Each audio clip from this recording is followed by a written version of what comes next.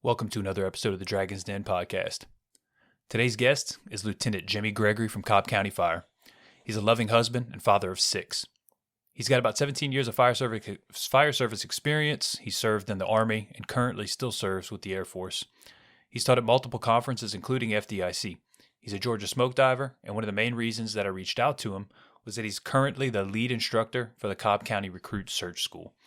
In all honesty, I was looking forward to this conversation for many months, and it was genuinely one of the best conversations that I've had to this point.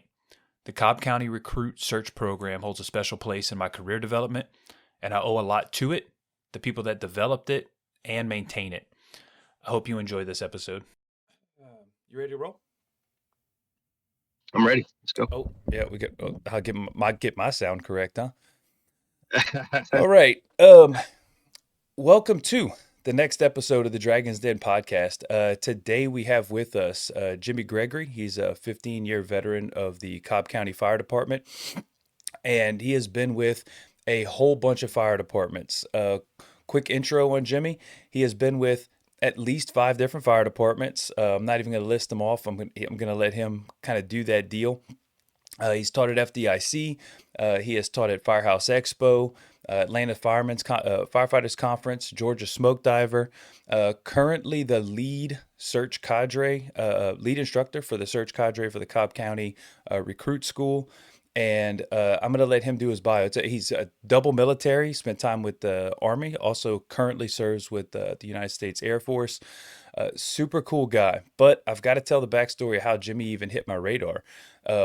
Short version of me is that I tried to get on Dustin Martinez, and I found Dustin Martinez on the Weekly Scrap, and he was a pivotal person in assisting me in getting a search program kind of up and running with the Lafayette Fire Department. When I called him, I said, "Hey, Dustin, man, I'm going to start doing remote podcasts. I'm going to have some guys that are not from Louisiana." And he goes, "Man," "I appreciate it, but podcasts really aren't my thing." And I was like, God, what a heartbreaker. I said, okay, I'm not going to bother you, but I said, give me the next best guy. Give me the guy that knows about the search history, the cadre. And he immediately said, Jimmy Gregory is your guy. He's one of the best guys that I know. And so I called Jimmy up, and he goes, I kind of told him what was going on. And he goes, I'd love to come on. Sounds like a great plan. So, I'm forgetting about Dustin. Dustin who? I don't even know his name anymore. I'm already forgotten it. We've got Jimmy here, and that's the guy. So, Jimmy, I'm going to stop blabbering, man. We appreciate you coming out. We appreciate your time. I know we just both came off shift. I know you got a bunch of kids back behind you. So we're going to try to get this thing knocked out so we can both, I got a couple kids too. We can both go back to our role as dads. So That's right. the way we normally start it is tell us about your journey into the fire service, and then we will go. You sent me a list of topics to talk about that was long. Well, we might make them all, we might not, but the floor is yours, man. Go ahead and start us out. Well, I really appreciate the kind words, Chris. It means a lot. And I just appreciate the opportunity to be on here. It's my first podcast. So maybe depending on my performance, might be my last. We'll see. It might get booed off the stage here. I doubt it. I really appreciate the kind words and the opportunity to be on here and looking at you and your program and what you're doing. You're going about the right way with having the sort of grassroots program, bringing on, like you said, people that are under the radar that maybe aren't known throughout the country, but giving them an opportunity, because everybody's got a story, right? And everybody's story is different. And that's what makes the fire department so unique. And the fact that, we can all our story and our background to make our station, our departments better. So really thankful for this opportunity, and a little nervous, to be honest with you. I'm not the type of guy that talks a lot about myself or where I've been, but hey, now's a chance to get it out there. Let's talk about it. Yeah, let's talk about it. 100%. So what got you into the fire service, man? What was your journey in? It was kind of, for me, a unique journey. So I started out when I was 17. My wife's from Alabama. I'm from Kentucky, so that means you have kids young. So we got married young, had kids young, and I was 18 years old, was married, had my first kid, and was working dead end jobs, and had to find a way to provide for my family, to put the food on the table. So, there's not a lot of good paying jobs out there for a high schooler just coming out of high school without much experience. So, I actually showed up at a small little Kia dealership in Cartersville, Georgia, where I lived. With my wife was working at the time, so I didn't have any childcare. So I showed up with my kid and a little car carrier, and did my first interview at the car dealership there to be a salesman. So I guess something about my persistence and wanting to be there, they gave me a chance. So that's where I got my start, was in the car business. Actually did fairly well, not so much because I enjoyed it, but because of work ethic and wanting to provide for my family. I eventually wound up moving up to manager and general manager. But in the meantime, I'm working, 6 days a week, sometimes 7 days a week, open to close, and the reward wasn't there. There was always something missing, and I'll never forget that feeling going to work and just kind of dreading going to work, not really passionate about what I was doing. Was I successful? Yes, but it was out of a need to be successful for my family. And so after trudging through the car business for a while, I made the decision. I came home to my wife. I was like, "Hey, uh, I got to do something different. This just isn't working out for me. I need something I can be passionate about. I need something that challenges me, something that I can enjoy." And made the decision. I'm not a legacy fireman. No one that I know, no family member, no friends at the time were firefighters. So I no idea how to get in, how to get started, what to do. Same. Yep. So I decided that yeah, no idea. Like, I wish I would have had that mentor to tell me, hey, this is what you need to do. This is the way to go about it. But I was left kind of guessing, kind of finding my own plan, my own route. So this was 2007. I decided to join the Army Reserves as a firefighter. And I remember going to the recruiting office, and they're like, that job doesn't exist in the reserves. I'm like, I know it does. It says it right here. It says it right here. It says it right here on the ad. It's got to exist. They're like, okay, let me see what we can do. Let me see what we can find. They're like, okay, we found a unit, and I'm living in Georgia at the time, Cartersville, Georgia. They're like, we found a unit in Pascagoula, Mississippi.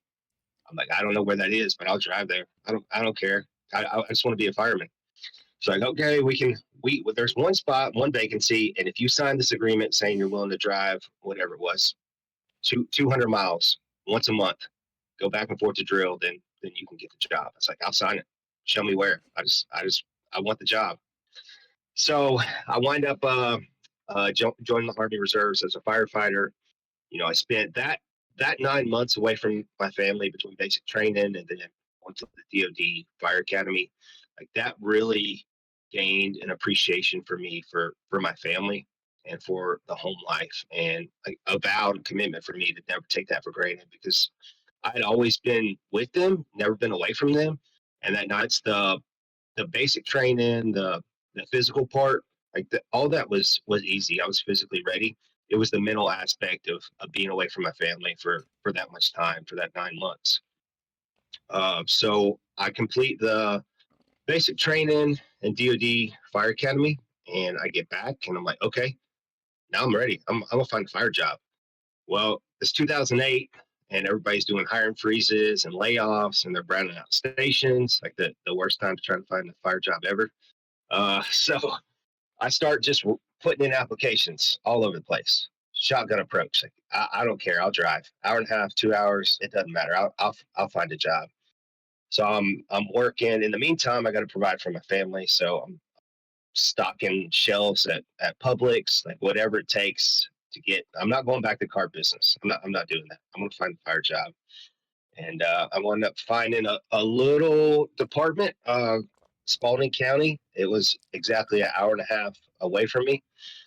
They gave me opportunity, gave me a shot. And I always try to put that in perspective. Like, that feeling, I absolutely felt like I won the lottery. Like, I made it. I got a fire job. Yeah, I'm set. And I always sometimes when we have rough days here at my department, or there's things going on, or I always try to put that in perspective and look back at that. Like, remember that time when you first got the fire job. Remember how excited you were. Don't lose that perspective. Remember that, and hold on to that. And especially with new guys coming in, we're a newer department. Got new guys coming in. Make sure you set that same expectation for them. Don't that first year that they have, that's so critical in their direction and their guidance and what direction they're going to take. They can get with a good officer. We always say, so goes the first year, so goes the firefighter. That first year is so critical. So capitalize on that excitement for them. But so I got in, driving an hour and a half back and forth. Pay wasn't much. It was just a small rural department, but I loved it. Loved every minute of it. So recruit school was pretty unique there. They're pretty aggressive when it came to their fire mentality, but maybe not so much when it came to the why and knowing some of the intricacies of training. So, for example, our recruit school day one, they gave us some ratted, tagged out gear and was like, here you go, here's your gear. My boots, the initial boots I put on were too big because they only had so many sizes. You could go really big or really small. So the first ones I put on were really big, duct tape all over them. So they were doing laps around the training grounds, doing laps. I'm like, these are too big. I'm getting blisters on me. Hey, sir, these boots are too big. Can I get some smaller ones? So I get some small ones, which are too small. They wind up later on that afternoon. They're like, all right, we're going to the burn building, like day one. Most guys, don't even know how to put their gear on yet. So we're going to the burn building, set T. So we're in the set T, we're in the burn building. Whoa, slow down. Feel because of how tight. I don't even know what a set T is. If I don't know it, I guarantee there's somebody listening that don't know it. Oh yeah. Okay. Yeah. So set T is like for them, set T is like a fire behavior thing. Your first intro to fire behavior. For them, it was, let's load this place up with pallets. Let's load this room up and light it off and see how tough these boys are.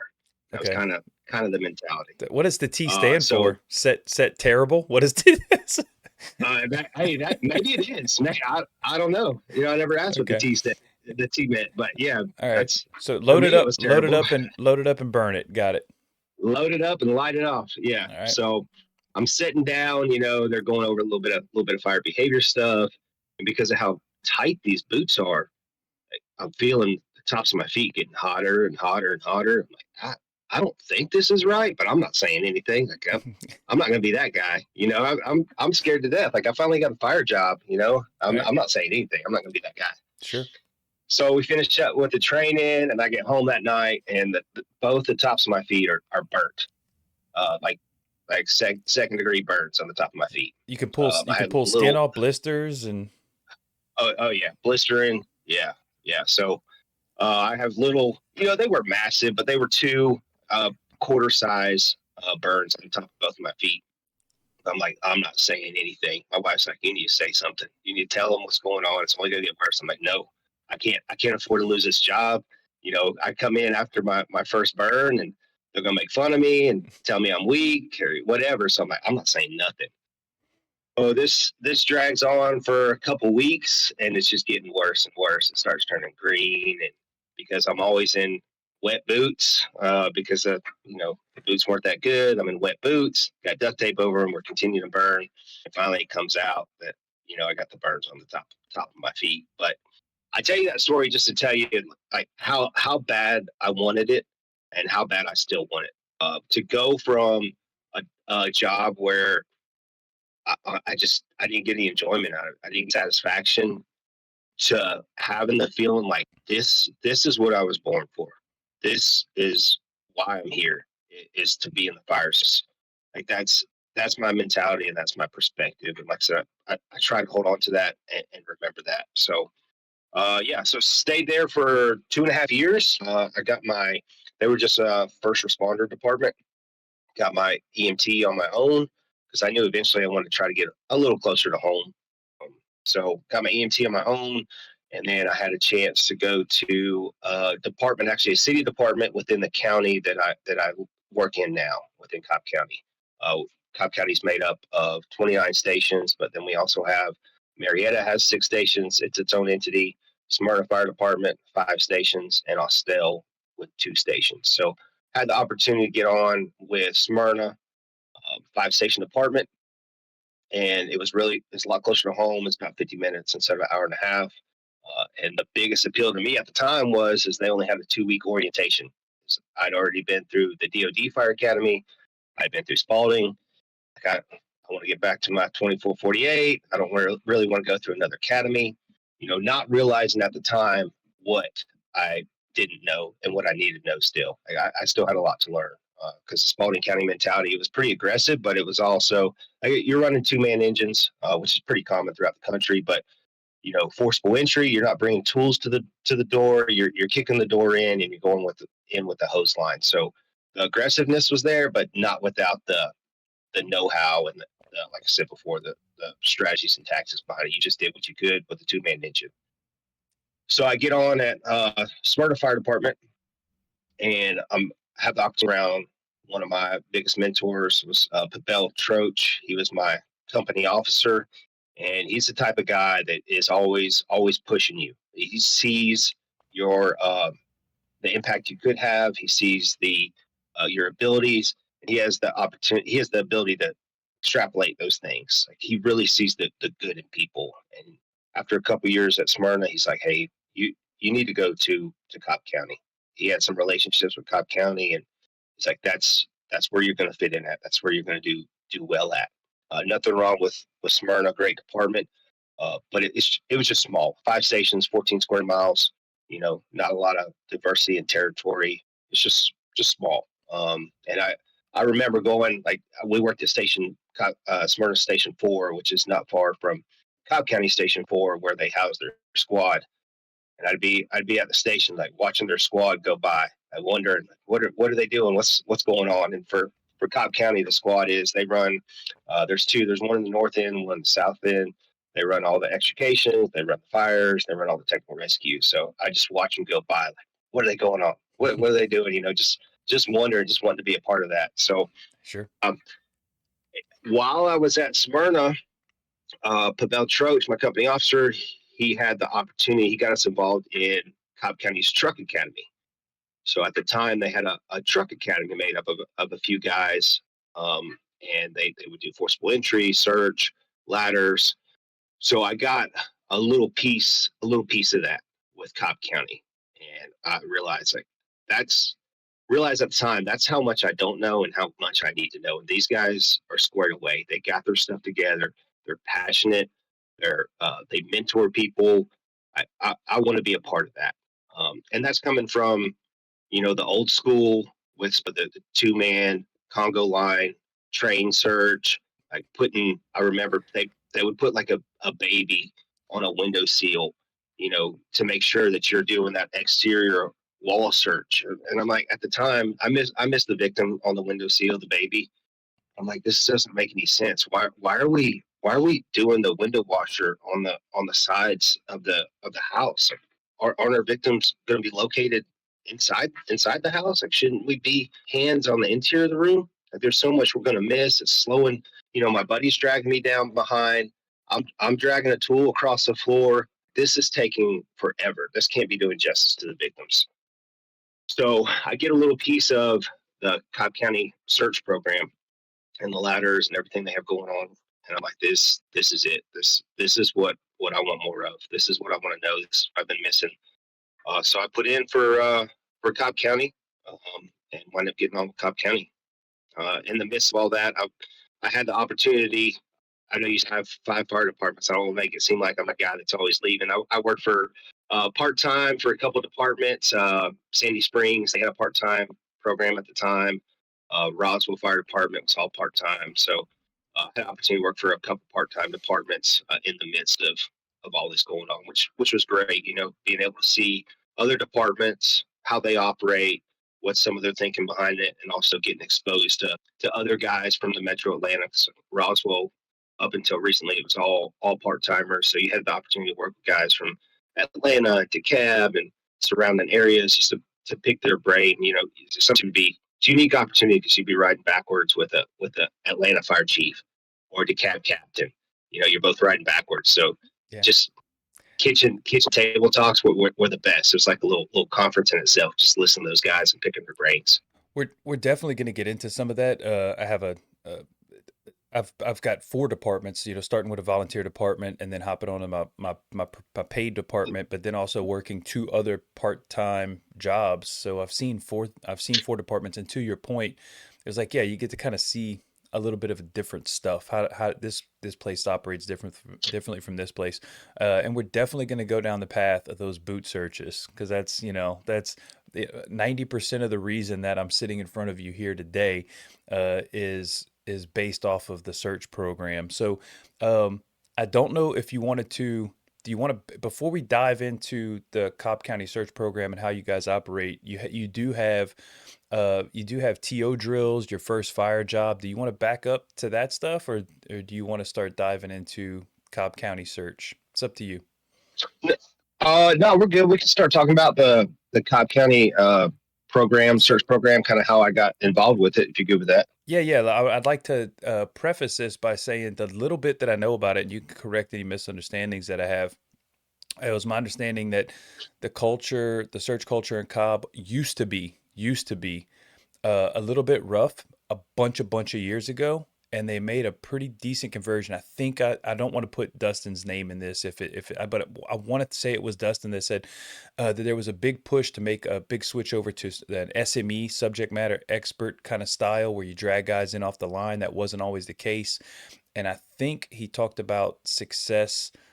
There was just a lot more success with finding victims and pulling victims out of buildings, and I want to say that that changeover started 15 plus years ago. But I asked him specifically, I'm like, "Hey, does Jimmy know about the history of Cobb?" And he goes, "Yeah, he'll be able to kind of dig back a little bit." So that's kind of what I know, that it was a little bit rough maybe 15, 20 years ago, and they switched to SME, and then you'll have a tiered system of lead instructor, assistant instructor, however y'all structure it. And then I was going to kind of let you go on what you know for the history, how you structure it, and then how you kind of decided to go down that path of working your way up.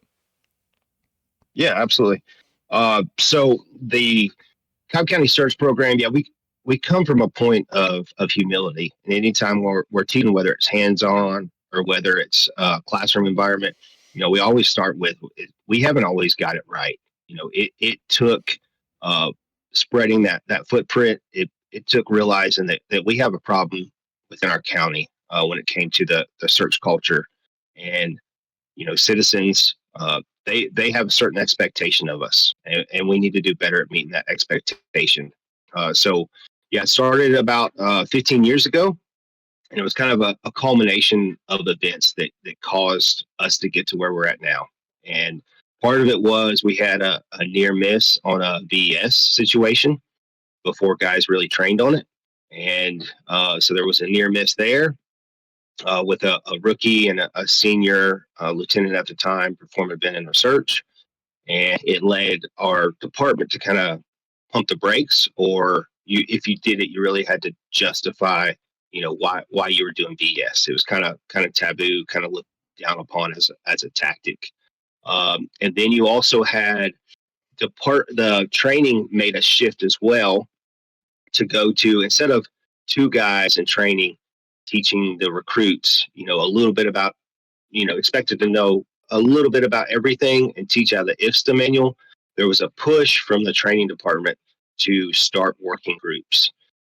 So they started these working groups for all your major fireground tactics. So we have working groups for survival, for search, ladders, for forcible entry, for hose movement, for fire behavior, for ventilation. So you got guys that were really passionate and knew a lot about those specific subjects, instead of training expected to know a little bit about everything. And so for Cobb County, I call them the forefathers of our program. That started with Kevin Lewis. It started with a couple of those guys that they started going out to different conferences. They started reading materials, Skip Coleman, Searching Smarter, going to different conferences, hey, what are you guys doing here? And what they wind up doing is they wind up bringing a little bit of everything from these different conferences and guys they spoke to to create our program, our working group program here at Cobb County. And then they did a good job at bringing in guys who were going to be passionate, who they saw opportunity in. So some of those guys that they brought in were, for me, my first lieutenant or second lieutenant when I got on the squad was Michael Pickett and Dusty Martinez, Bobby Harkins, some of the guys that instructed me when I went through Cobb County Search Program as a recruit. Brought guys like that in that were really passionate and could carry this program on. So that's sort of how we got started. And like I said, we've made mistakes along the way, but it's been a constant push to get better. I always say, like, I steal this from Dusty a little bit, that the ship is big. For us, we're over 700 employees at Cobb County, but the rudder's small. So you start making small changes on the ground. We see program started 15 years ago. Now some of those recruits who we instructed or who they instructed before my time are moving into leadership positions. So yeah, that's right. Yeah, coming full circle. They're making some of those fireground tactical decisions. They're in seat rider positions. They're in captain positions, battalion chief positions. So where initially 15 years ago, we might have got some pushback on some of our search tactics, because you're always going to get those guys that are like, no, this is the way we always done it, or that's too aggressive, or that doesn't make sense, or that's not what the ifs the book says. Now those guys, from being, maybe the majority, are the minority now. And you have guys that it's always great, comes full circle when you're listening to a fire at the station in another battalion, and you hear, all right, fire control, first assignment. And then, here comes water supply. And it doesn't happen so often anymore, but you hear maybe another line pulled, and guys are like, what about the search? They didn't assign search, getting fired up. So that's how it's come back. So we're making the impact, and that footprint is spreading and spreading and spreading. So I always say your citizens are going to have the biggest impact when you have an aggressive training mentality, but you have to have that support as far as policies go. And as far as the command staff goes, it comes full circle. And we can get into the policies and how specifically we looked at those policies to start initiating those change. That man, that makes me so happy. It makes me so happy to hear what you guys are doing and have done. I'm not going to take a whole lot of time on this. I want to take a lot of time on this just for me, but I'm not going to do that. Um, the very short version is I I envision my department about 2 years into y'all's 15-year project. And when I go in and talk to the recruits, I'm on year, come next month will be year recruit class 4 that I teach them essentially kind of what, like, hey, we're in the early development of this thing. Here's my vision for it. And y'all are seeing the culmination of a vision that it's starting to come to life. And that's what I tell them. I say, hey, hey, look, I tell the recruits, I'm going to teach you a different way to search. You still have to know the Jones and Bartlett ifs the way, because you got to pass a test, and that's just the requirement of the job. I'm going to show you another way. And once again, Martinez was gracious enough to share Cobb County's program. I've altered it and edited it and cut it up and all this stuff. And I said, when you go out and you talk to these captains about, and you ask them about, hey, Chris showed me about a tripod method thing. They might end up saying, Chris Scott is a freaking idiot and he doesn't know a damn thing. And that's not what we're going to do. And I told him, I was like, when they tell you that, because they're going to tell you that, you're going to have to say, you're going to have to do whatever they want you to do. You're going to have to search however they want you to search, because they're the boss. I said, but one day, and this is where y'all are starting to see that huge turnover, is one day you're going to be the 15-year guy. You're going to be the captain, and you get to decide, are you going to crawl around on the ground, grabbing on each other's boots? Or are you going to do something different? I'm showing you different. And now you can't say, like, for 14 years, I didn't know any better. For the first 14 years of my career, I didn't know any better. And I can say that I didn't know any better. But I said, I'm going in here and teaching you guys this stuff now, so that when you hit 14 years, 15 years, you can't say, like, oh, I didn't know about the walk the wall technique. I didn't know about the tripod. I didn't know about victim survival and times, because I didn't. So it's to I'm doing it now, and I hope to do it as long as I can possibly manage it, so that I can see what Cobb County's doing. I see you guys and I'm like, "Oh man, there it's not it might not be the dream, but y'all are so much further down the path, and I look to y'all as the future." It's like I'm looking into a portal going, "Man, this thing could be really cool." I could talk about that for the next 6 hours, but I'm not. I'm going to pause it there to say the reason I'm part of the reason that you're sitting in front of me is that Cobb County search. So I'm going to stop, and then I'm going to give it back to you. How did you get onto this did you decide to join? Is it like a sign up program? I don't know if you kind of wanted to dabble down that route. Yeah, we can talk about that. Let me back up for one Sure. second though, and kind of talk about your department. So we the shift for us didn't occur just through fruit schools. That obviously that initiated through the search working group program, but it was also through other avenues. So we do every year. We usually do like a fall and spring drill that's countywide. So that was another avenue of getting to more people, not just recruits coming, just like you said, you're going to have that pushback. Like, this is a recruit, what are they teaching down there now? Well, okay. So now we're going to do fall and spring drills department wide, so we can get you up to date on the latest search techniques. What's your pro be coming in the door learning, and especially for the guys that aren't really engaged and not part of the groups, get them spun up. This is what we're doing now. This is the way search operations take place. And then we have officer forums too that we have opportunity to speak at. They kind of We're starting to bring those back, and that's my goal, was to get back involved with the officer forums. And that for us is every quarter. They had before COVID started, they had a officer forum where the officers would get together. They meet with the command staff, the direction the command staff's going, but then they'd also have some type of like continuing ed. So that was another opportunity for the search program to get out there and talk to the seat writer positions on what's going on. So it wasn't just through the recruit. That's where it started. But any way you can get that sphere of influence, spread that footprint out, hey, look for those opportunities. The more people that you can talk, the more people that you're going to change and start to make that shift. Yeah, I do And have a small cadre with me that's kind of doing the same thing, trying to spread the message. My biggest issue for me, I've had some DCs that were extremely passionate, and they hear me and they go, "Yeah, let's drag. I'm gonna drag in engine 7. I'm gonna drag in engine 12, and we're gonna bring all these guys in, and we're gonna."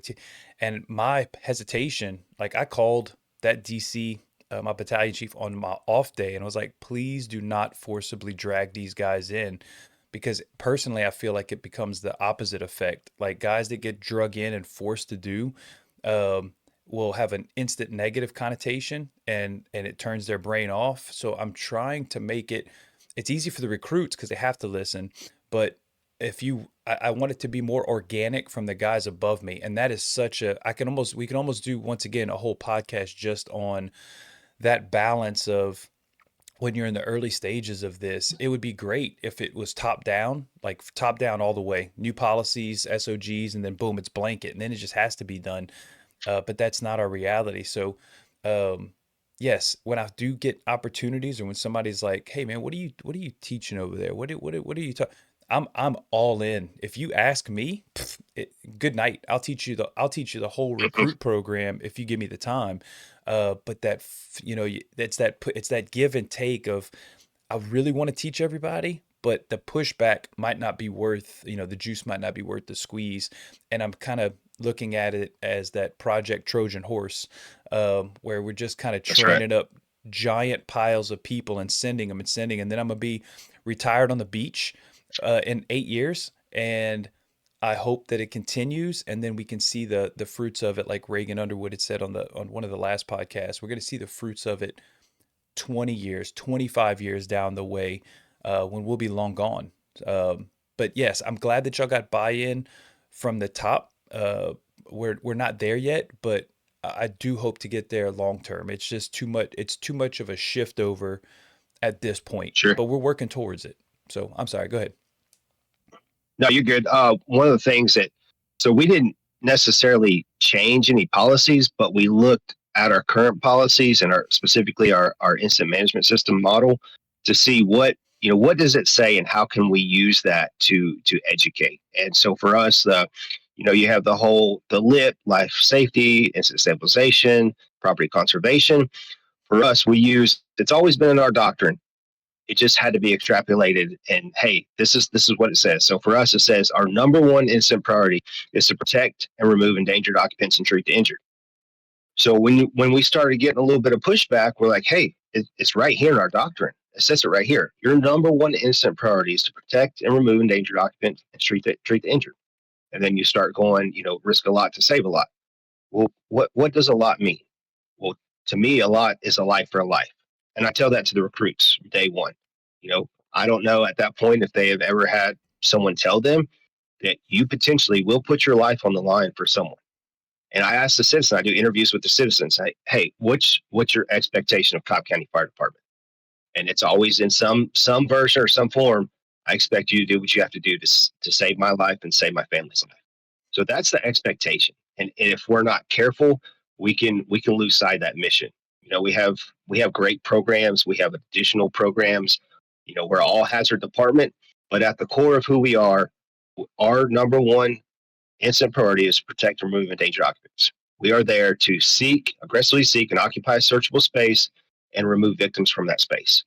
The other programs are just a bonus, but that's the core of our mission. And I kind of equate that to the military, right? So the military, for the Army, our number one mission is to seek and destroy the enemy. That's it. Now we have kinds of support programs. We have great logistics and mechanics. Like we need all those people. But at the end of the day, everything is to support the search. So that's the mentality I try to preach to the recruits is you are here. Don't get lost in the weeds. You are here for this reason.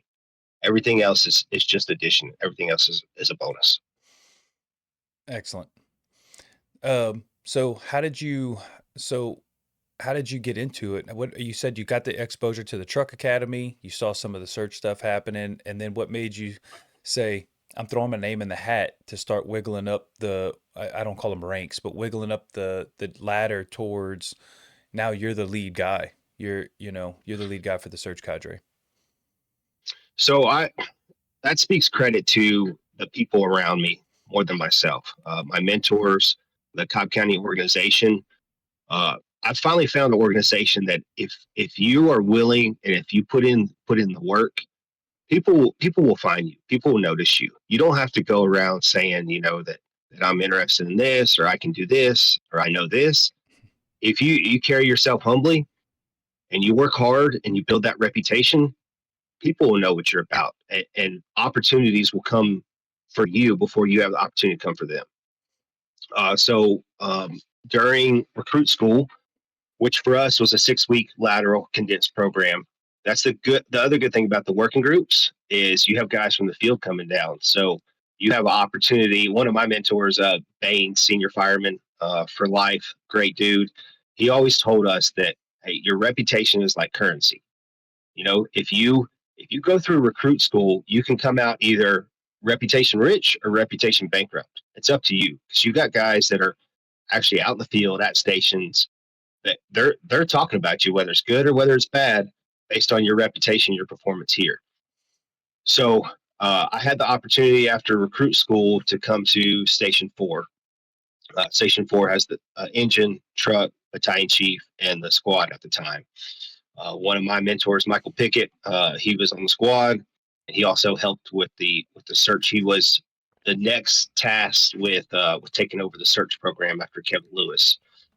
So I get to Station 4 as a probie. I'm trying to do my thing as a probationary firefighter.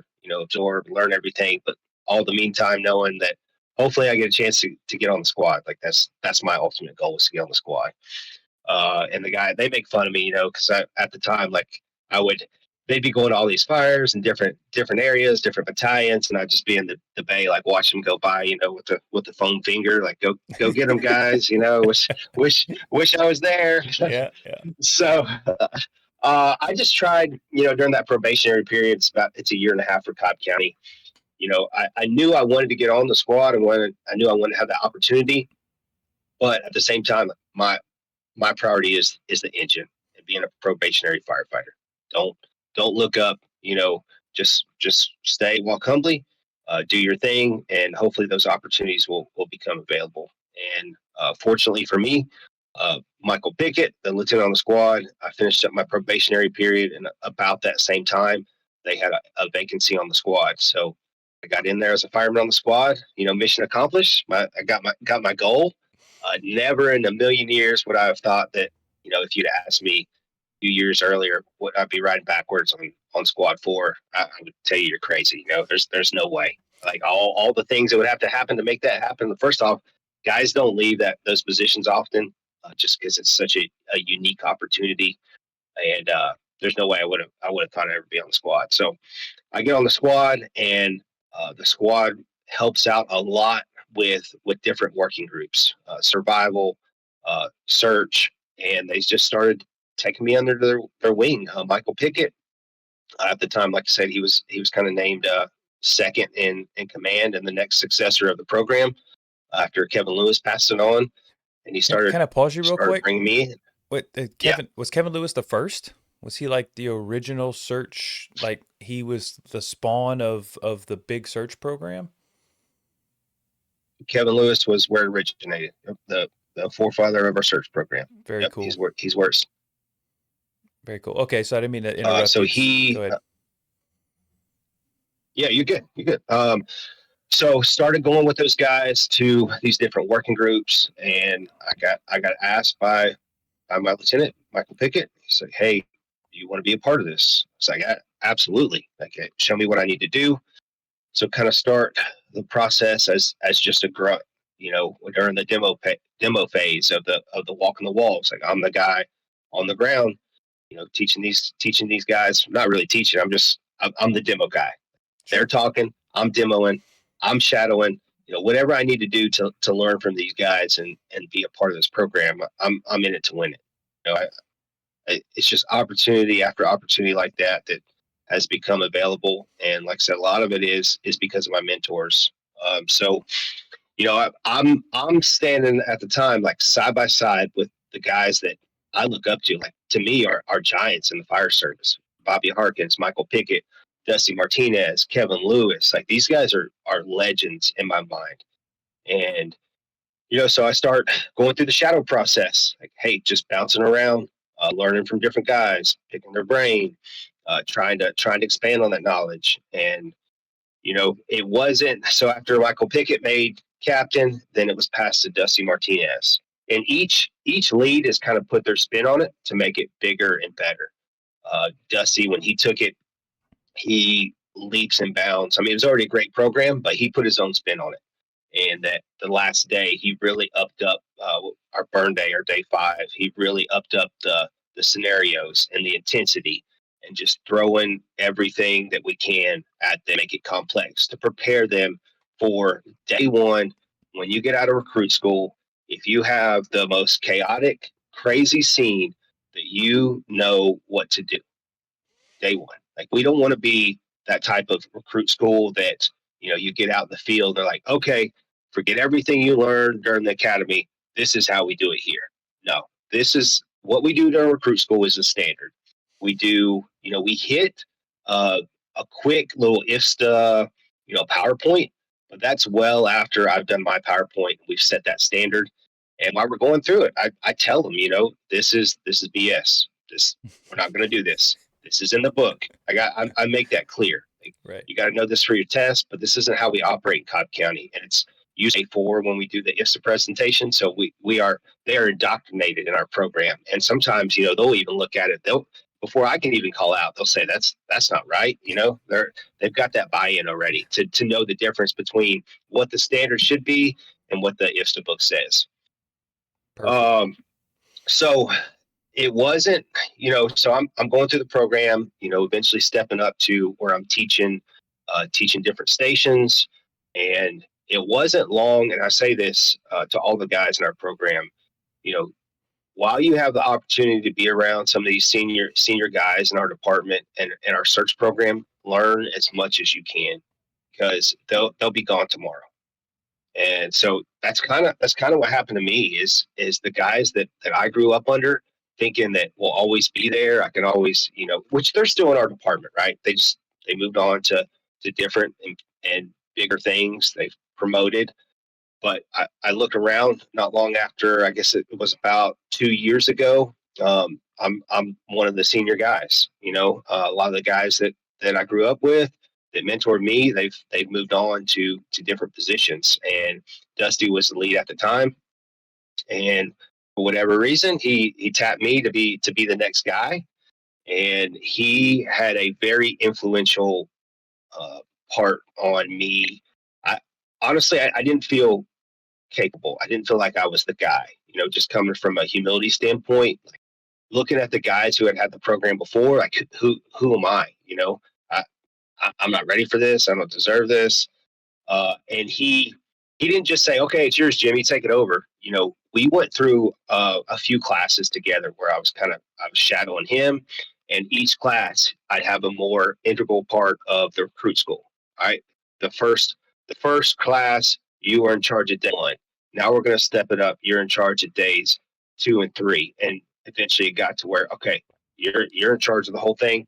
I'm just going to sit back and I'll only intervene if I have some advice or something. So that mentorship for me was huge.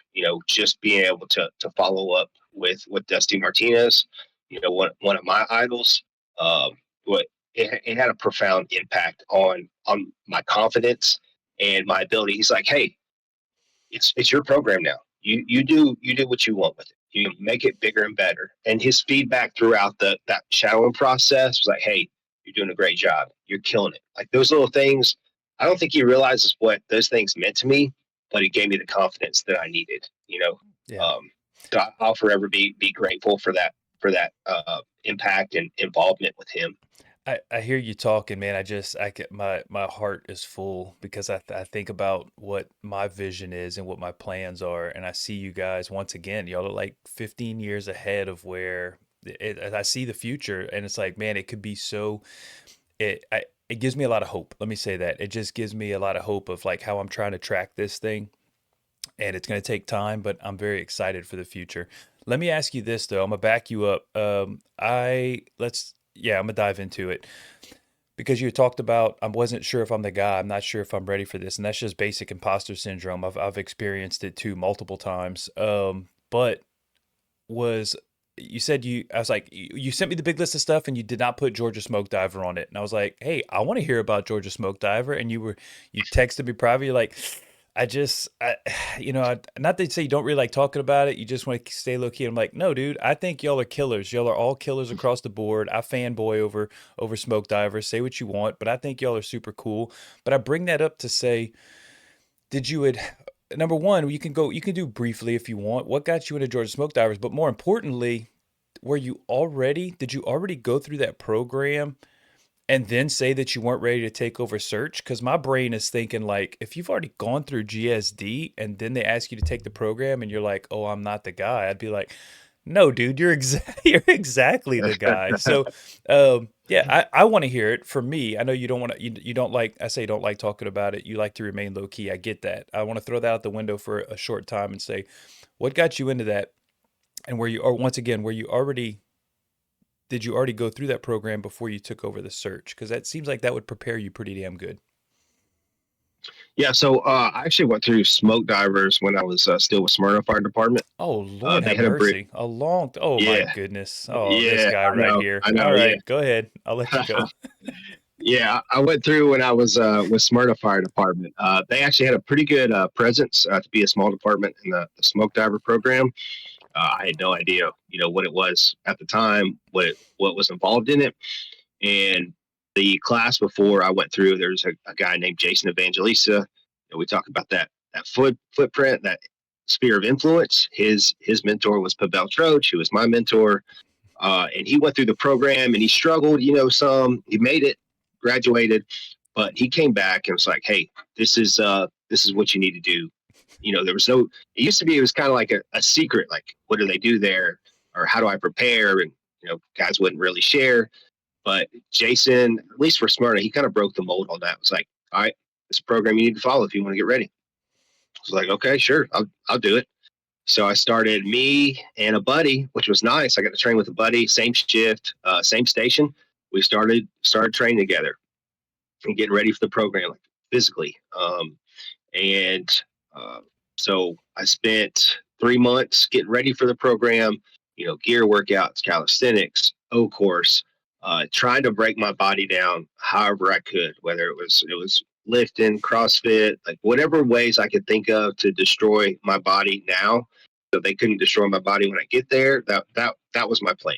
Is I want all the soreness and all the hurt to be now. So spent 3 months preparing for the program, not really knowing what to expect, expecting it to be really physically demanding, really hard.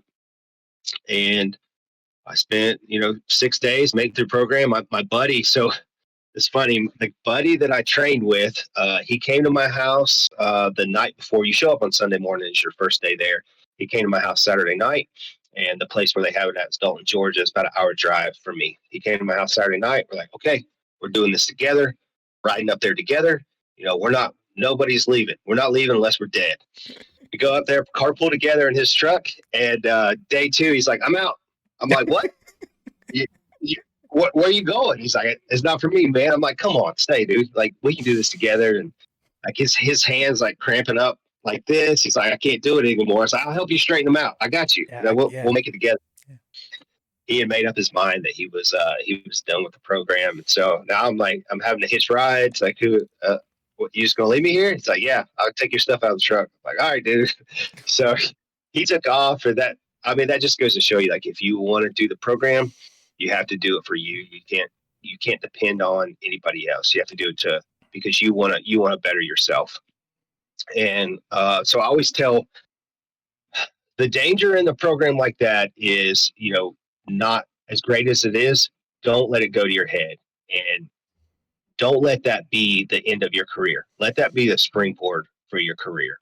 And that's what the program's all about. Is people shouldn't know you're a smoke diver because you have a patch. People should know you're a smoke diver because of your actions, because of the way you act at the station, because of being a team player, because of your humility, because of your work ethic. Be that guy. They shouldn't know smoke diver because of a patch. That's just the start of your career. And for me, there was a sense of humility there because I'm watching all these dudes there. The instructor to student ratio is insane. There's so many people that show up to help, no pay, no compensation. They're there before you get there, setting up, taking classes, preparing for you. And then all throughout the day, they're mentoring you, they're pouring into you. And then when you leave, they're staying and cleaning up, the clean up the burn building. They're there long before you and long after you. So to see that many guys, without expecting compensation, they're taking the time away from their family to pour into other people. That was probably the biggest impact on me. And David Rhodes, listen to that guy talk, seeing his passion after, at that time, like 30 years in the fire service, seeing him out there just ready to get it every day, that meant a lot for me, being around, because I hadn't been, I've been around a couple guys, that were passionate about the fire service, but not to that level, and not that many people at the same time. So it had a profound impact on me, as far as, my outlook on, I need to pass it on. Don't be the type of person that goes to a class and doesn't pass it on. Whether you go through smoke divers or not, that doesn't really matter. What matters is that you pass what you learn there on to other people. one of So the that yeah. that was smoke diver. No, yeah. One of the things that you said, pass it on, and that's it. Look, we're not saying anything new, right?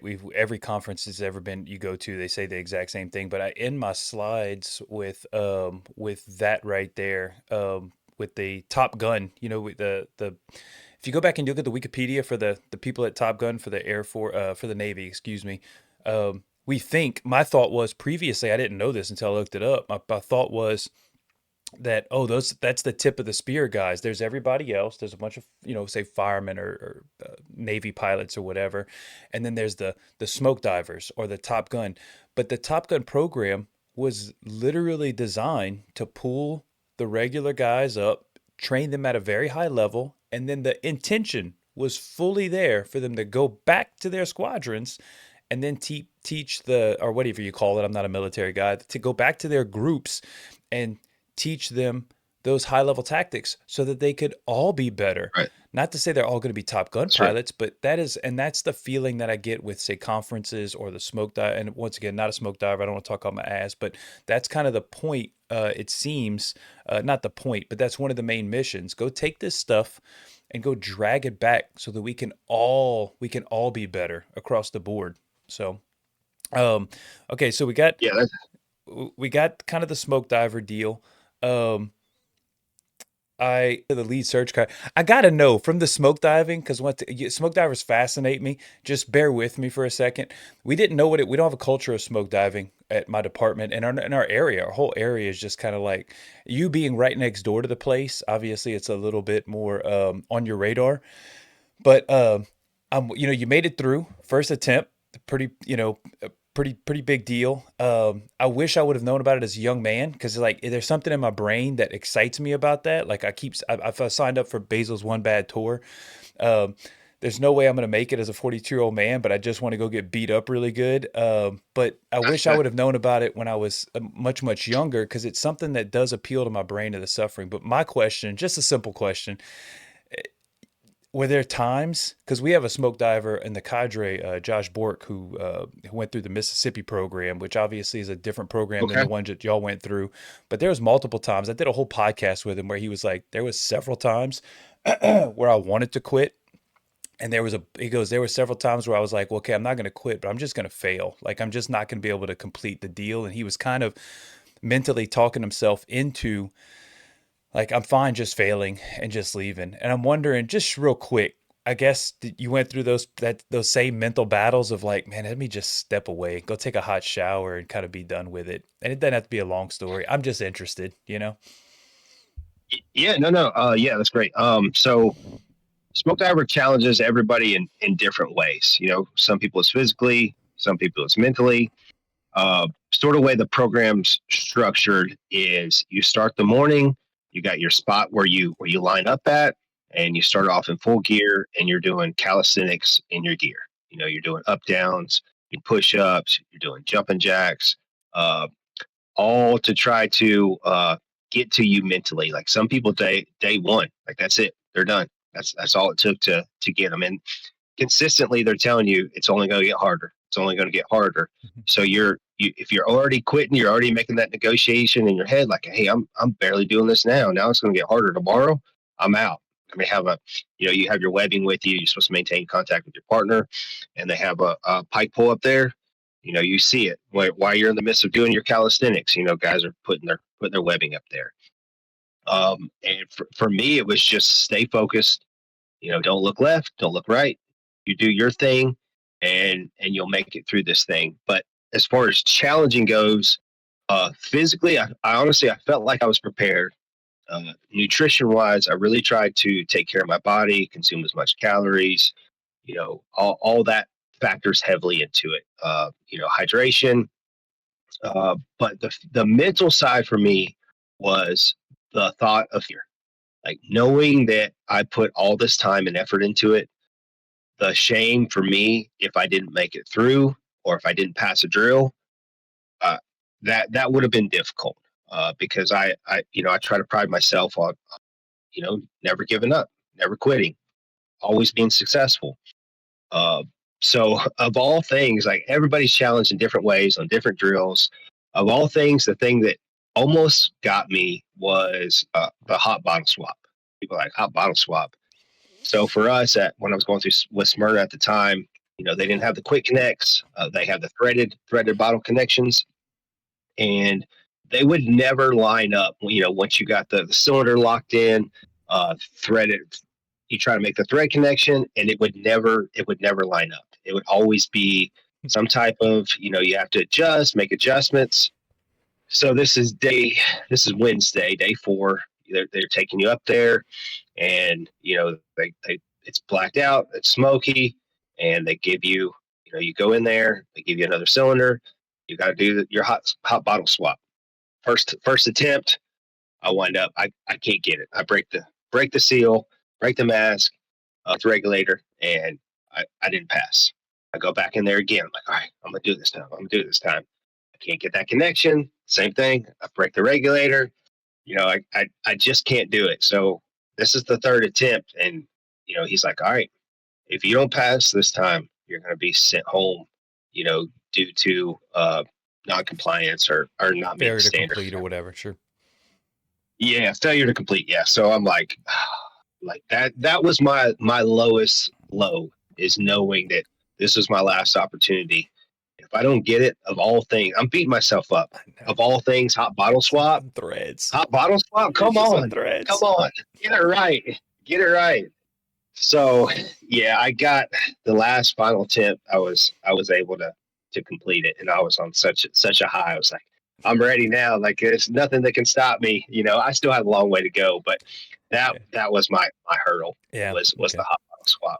Yeah, I like hearing those stories because once again, Josh Bork had his stories that he actually didn't say any of them on the podcast, but he had his moments that it was like, this is kind of it, and I was like, I like to hear if there was an almost breaking point, because we talked about it before with like I said, I talked about it before with nobody cruises through smoke divers. Like, there's probably not people that are just casually sashaying their way through, and we joke like maybe Basil might have just sashayed his way through because he's a dog, but nobody. Yeah, it's just everybody's gonna hit a struggle point. I just like to hear what people's struggle points is. Yeah, So, all right, so yeah. fast And forward, moving on. Go ahead, go I ahead. tell no, I was just gonna say. So I tell guys, that are going, they're gonna go through the program. Just focus on one objective at a time. Don't look to tomorrow. Don't look to the afternoon. You're gonna work out. They're gonna beat you up physically in the morning with the calisthenics and the O course and the run. But then after that, it's just training. Like, know that you're gonna be in your gear all day. Know you're gonna be working hard, but it's just training. And there has to be an end at some point. So the day will end at some point. So what I've tried to do, my contribution, I don't get a chance to get up there and help because I'm so involved with Cobb County and the programs we have here. But we do run a somewhat of an unofficial prep academy. Guys that are interested in going, we've trained several of them at the station. So we bring them through. We start 3 months out, and we start building them up with working in calisthenics. Starting off with just your bunker gear, and then we're adding the pack. And meanwhile, we're adding reps, we're adding sets, increasing it. Every time we're doing an O course after we get done with the calisthenics. So we've got a pretty good success rate for guys that withstand our program and are into it. Um, I think we do a fairly good job preparing guys, at least physically. I can't prepare you mentally. That's on you. But if you put the work in 3 months straight and you suffer through our beat downs, and we're doing it with them, we're right there together with them, doing the same reps, same schemes, same old course. And the smoke divers, that's the same thing. That's the beauty of the program, is you're not suffering by yourself. Then instructors are doing it with you. So got a pretty good success. That's my contribution, is to try to get back and to prepare guys as best as possible to be ready for the program. I'm glad you mentioned that little prep program because Josh started up another one. He did the exact same thing. He unofficial started. It's not actually unofficial. It's going to go up through the chain and then come back down, so that Oh, anybody nice. else that would want to go through the Mississippi program, you literally go through him, and then you'd go do kind of what y'all are doing. It's a 1 day, say a 10-hour day. And here's all the evolutions that he's got kind of laid out. And then he assesses, like, are you ready for, so the department That's doesn't just awesome. waste money sending guys up that are not even close to remotely prepared. But he's spearheading it. He's the first smoke diver outside. We have one. He was a Texas smoke diver. He is a Texas smoke diver, but they ended that program for a reason. They lost a fireman and in the program for heat exhaustion. But he's the first Mississippi smoke diver. We have no other smoke divers. So anyway, he spearheaded it. So it's kind of nice to see breaking barriers and whatnot. All right, so enough about smoke diver. I wanted to hear about it. Let's move on to and that's on me. I derailed you. You are the That's lead. all right. That's all right. You're the lead. Now you're the lead cadre instructor for the search program. Let me ask you real quick: is my thought was maybe it's lead. Oh, I lost you for a second. Oh, you're back. It looks like you're back. Yeah, I think we're Okay. back. Yeah. You All had right. my thought was like you got a lead, assistant, and like the demo guy, the shadow, right? But there's a bunch of y'all. Does the lead guy get to pick the next group? Are there a bunch of assistants and he kind of decides who's going to lead it next or who wants it? Is that I wanted to back you up right there. Yeah. So for us, we do have that lead position, and when it comes time for that lead to hand off, we don't just like Dusty did with me. We determined that several classes before that this is going to be the next guy. Obviously, he's proven himself, been with the program for a long time, and we start that mentorship process. I'm getting ready to name whoever that next person is, so we can start maybe the process even a little earlier than Dusty did with me, just in case. Hey, I do have military. If the kids are sick, like for some reason I'm out that day. Start that succession planning with the next guy, and I have a pretty good idea who that's going to be. But yeah, so we have the lead who kind of steers the direction of the program. But honestly, where all the credit is due is for those instructors. That those are the guys teaching. So it has been the greatest satisfaction to me to see guys start in what we call the shadow process, where so it's a minimum 2 to 3 recruit schools that they're shadowing. So the first step in that is they follow that engine company. The recruits are broken up, and they'll go to all the stations with the recruits, so they can get a little bit of everything. And then we'll start, the next class. Okay, now they're going to stay at one station, one teaching station, and they're just going to be that demo guy. All right. So while they're demoing, they're listening, they're observing, and then class 3, we start plugging them in. The first evolution, it's my lead in that position, one of my senior instructors, and then the next evolution. All right, they get a chance to teach, but I still have a lead there that can fill in, anything they might have missed or left out. So the biggest reward for me is seeing guys that were brought on to start the shadow program and seeing them evolve into rock star instructors. And then, you go back to one of the always do, usually day 4 with the recruits. So the realism of the caliber of instruction they are receiving hits home. I asked my cadre, I said, raise your hand if you've either been involved hands-on rescuing a victim, or you've been on scene in some type of support effort when a victim's been pulled out of a structure. And 90% of my cadre has either had hands-on or been in some type of support function when a victim's pulled out. So that, we need to stop telling our guys, that's one of the guys tells me that, when he first started, before we had working group programs, his training staff said, you'll never see a day when you pull a victim out like that. That's never going to happen. We need to stop telling people that the time is coming that they will either be on scene or be hands-on involved with a group. The odds are in their favor. Stop telling guys that it's never going to happen to them. Prepare and expect to find victims. And that's the biggest shift in Cobb County in our culture. Is we went might get a victim, might not ever happen to. No, expect it. And everything that we do is in support of that. Whether we're forcing the door, whether we're advancing a hose line, buying and holding searchable space, it's all for the purpose of expecting to find victims. I don't want to derail Uh, you. I don't know if you want to go into it right now, but I do want to get into it at some point, which is because we talked about it through text, is the recent grab that y'all had, one of your guys had made. He was reasonably fresh out of the search school or the rookie school, and y'all there was an article. I think I sent it to you. I'm like, hey, and you go, yeah, I'm definitely going to be talking about that. But I don't know if you wanted to get into that right now with this topic, or if you wanted to hold it. It's up to you. we can hold it for a little bit. Okay, We, hold it. we can finish up with that if you're good with Yeah, that. sure. Yeah, Not a problem. Go ahead. we'll circle back. Sure.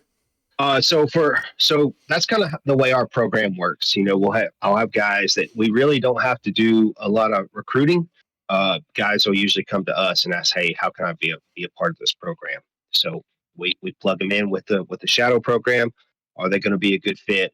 And we make sure that mentorship is happening at the lead to shadow level, and for me to the lead level. Like I really want guys to take ownership of their stations, of their assignments. Like, hey, you don't know, like I said before, you don't know when that lead position is going to be gone. Maybe he got promoted. Maybe he's got some family stuff going on. So be ready to step up at any point and be that lead position.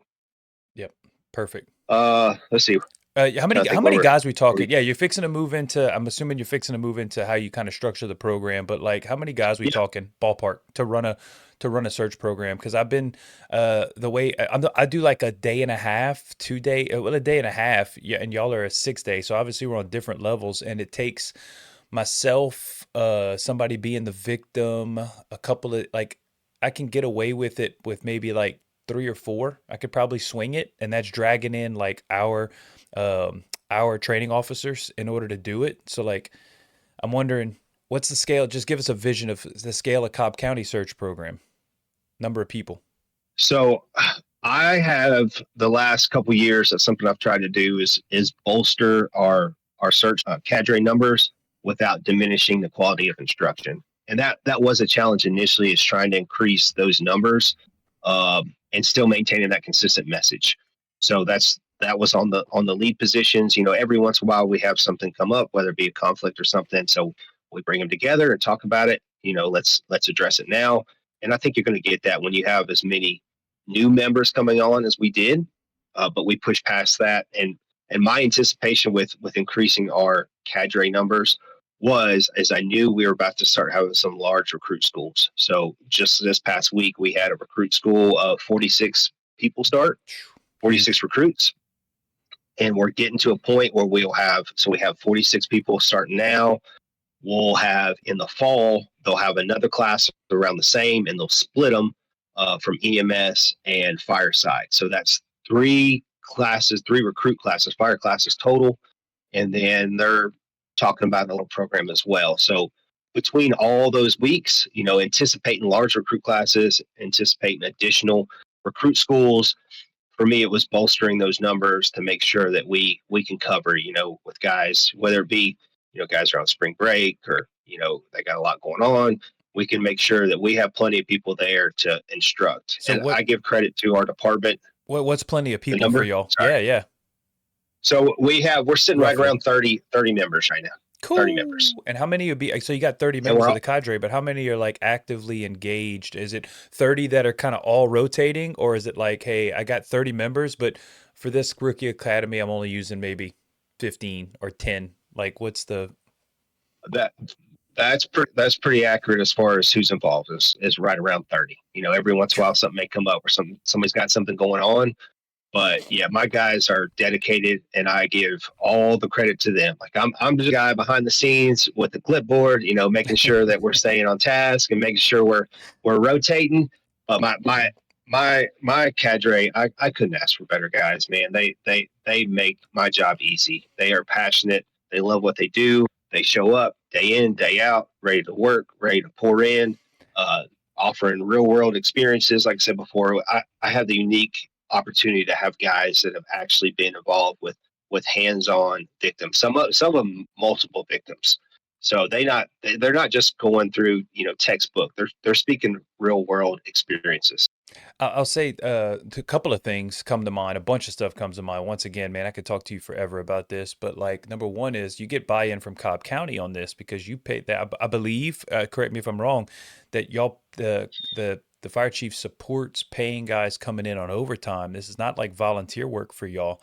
So I know you're speaking passionately about the thing that you are passionate about, saying, "Hey, my guys are also the 30 guys that are coming in are also passionate about it, but they're also being supported from the top, which has to feel good for y'all. That's like, hey, there's buy-in here at all levels. So that's kind of one thing. That true? But I don't want to talk out of my ass. Like you get supported from the top. Yeah, no, yeah. Thanks for bringing that up. Yeah, that is huge. Yeah, there's especially with the increased number of recruits. They haven't put a cap on the number of guys that can come and help down. Uh, I have nothing but confidence and support from the command staff, and then the guys at training. It was pretty unique. So the class before last, we had a new training chief come in, and before I started my presentation, he came in and backed up and said exactly what I needed him to say. He was like, "Hey, this is the week. This is why you're here. if you can't do this, you need to go home. I'm like, yeah, what he said, like that, to get that support from a white shirt from the brass, like that just makes me more confident, like I got buy-in from my command staff, support from them. I got support from training. I got support from my cadre. We're all mission focused, mission oriented. This is why we're here. This is the reason. And it just does nothing but enhance our program. Training. So training is assigned, the staff, they're assigned two lieutenants down there for recruit schools. Those guys are rock stars, man. Those guys are amazing. One of them, we talk about full circle. One of them is actually Dusty's former lieutenant before he went to training. So he gets it. He's got the buy-in and the support that those guys give me.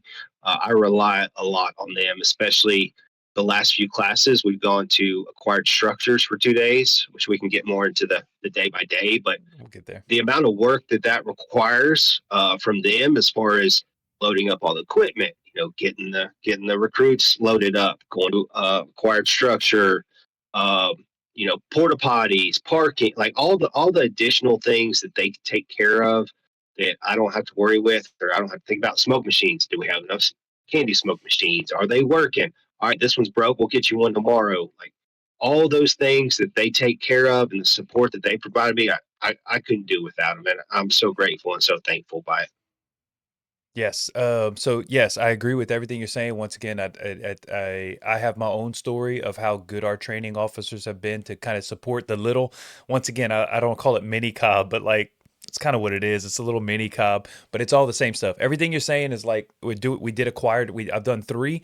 The last 2 we've got acquired structures for. We're gonna do it again next March. Once again, the whole idea of acquired structures it never even dawned on me until I read Dustin Martinez's plan. When I read his plan, it was like day 1, day 2, day 3, and then one of the days said acquired, and I was like, wait, can I get an acquired somewhere? How would I go about doing that? And I was like, well, PD uses acquired stuff. So I called PD's training officers, like, hey, can I use what y'all using? Yeah, sure. So all the connections made sense. And then all of a sudden, boom, we can go train in an old school. We can go train in an old, like someplace where the recruits haven't seen that's not a That's right. concrete 4 walls, 20 by 20 room with nothing in it. We can go put them in Right. something that's got junk in the way and they don't know where they're at, and candy smoke, That's everything right. you said. I just want to say, um, I support all that. The second thing I wanted to mention is just clear your day, man. I hope you got about an 8-hour podcast ahead of you, because I hope you got nothing else to do. But the other thing is I wanted to say, I'm picking, is that you talked about guys putting hands on bodies. One of my bigger concerns is a little bit of imposter syndrome. Is One of the biggest things imposter syndrome is that I have never put my hands on bodies. So it's like when I had my conversion of like seeing Eric Wheaton do a split search at CFT and all this other stuff, and like, whoa, I got a whole new world of search out here, and I started to get fired up. It was like, well, I never pulled anybody out. I never found anybody. So I didn't feel like the guy. Like, man, who am I to teach people search when I've never even grabbed onto somebody? And I struggle with that. So when you say, it hits me a little bit here when you say, 90% of my guys have got hands on bodies. And that's an awesome thing. I wish that were the case, but I do struggle with imposter syndrome on, man, I haven't done it, and it's because I've heard other people on podcasts say don't teach something you've never done and all this, and it's like, man, if not, but my issue is for me, and it's not to argue with you because I do agree that experience is better than anything else, but if not me, then who is kind of what I fall back to. If I'm not gonna step up and say, well, I haven't done it, so I'm not gonna do anything about it, then we get stuck in IFSTA, we get stuck in Jones and Bartlett. So my goal is to kind of crack the door open, and then hopefully a bunch of guys behind me can kick it open that have some hands-on experience, and then kind of bolster the program. But you said it, and I'm like, I I agree with you 100%, but I say it hurts me. It hits me because it's like, damn, I'm not, I'm not that guy. I'm just the guy that decided to do something about it, I guess is kind of the thing that bothers me mentally, that imposter side. So that's the only 2 things I had.